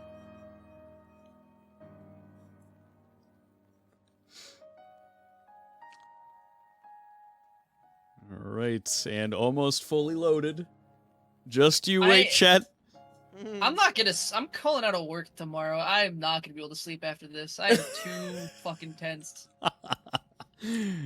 Holy shit. I'm shivering in me timbers. And Gortez turns to Court Officer Hills and Judge Candle, who he knows very, very well and has worked with them throughout his entire career in Reddish. Kind of made them who they are today, and says, "A moment with my daughter." And they kind of just step away just to be, like, there in case something happens, you know what I mean? Just so that he doesn't, like, lay his hands on you, but they trust him. And with his kind of hands behind his back, he says, I respect your decision, Alice. Albeit wrong. You made a decision and I'm proud of you. You were decisive.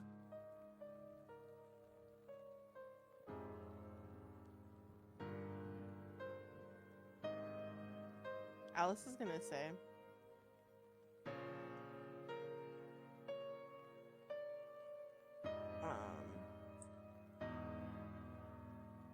I know it was wrong, but he's hiding something that I need to know. Perfectly understandable. I'll try to micromanage things from inside the city. Inside the slammer, so to say. If anyone could do it, it'd be you. Yes. I admittedly, and he just, like, kind of smiles to himself. I know that you're lying. I know that this prisoner of yours is someone you met along the way. You needn't hide it, and I'm not mad.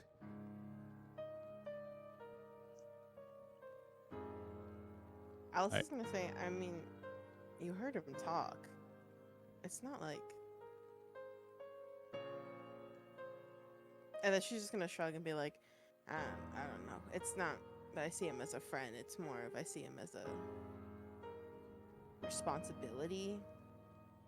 And she's gonna, like, shrug haphazardly. Like, if there's a word, it'd be that right now. You're more like of your father than you think. I feel the same way about, well, even your gold digger of a mother, to be honest.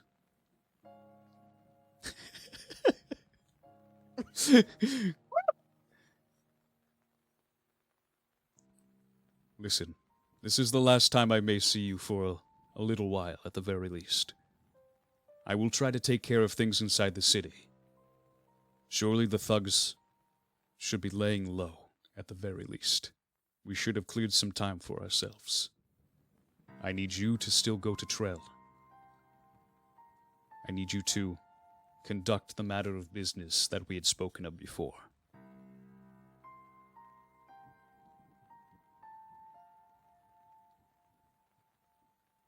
Alice is gonna look down and say and ask, what was the just another run by? I need you There's to a lot of seek detective out work. the leader of Trell. I need you to sneak into the country without being detected. And I need you to assassinate him. Don't get caught. And we will be able to leave Reddish. we will be able to conduct our business, and your inheritance will be secured. The new Patovian Order is almost at its very heights, military-wise. Soon we'll be able to start taking the fight to Mechalite, but we have to be smart. We need allies on our side. And we need our product to sell. We'll gain the trust of Trell.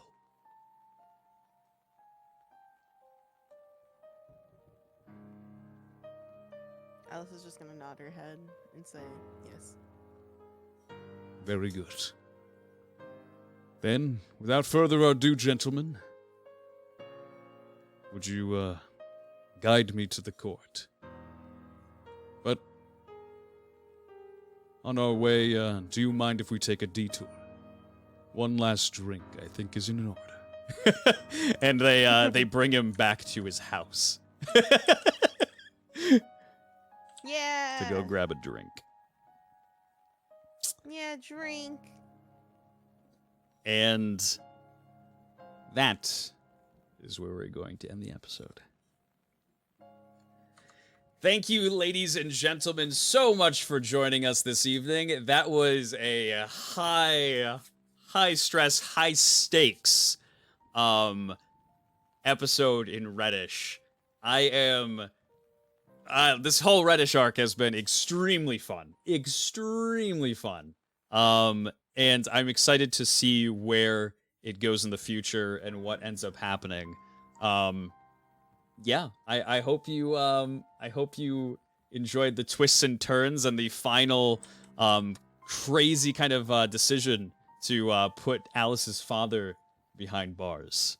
I will see you all. Actually, if you are part of the Patreon, we will be doing a watch party tomorrow. Around, I want to say that we usually do them at like 10 p.m. Eastern. I will notify everybody in the Discord who's part of the Patreon. Speaking of the Patreon, we are indeed, I think it was $27 away from the Tom Kench maid cosplay. So if you want to see us reach that, then, join the Patreon. Otherwise, I just genuinely appreciate one more time you guys coming in, hanging out with us every single night that we do this, and just kind of watching the story unfold before you. I hope you all have a lovely rest of your evening. And as always, my friends,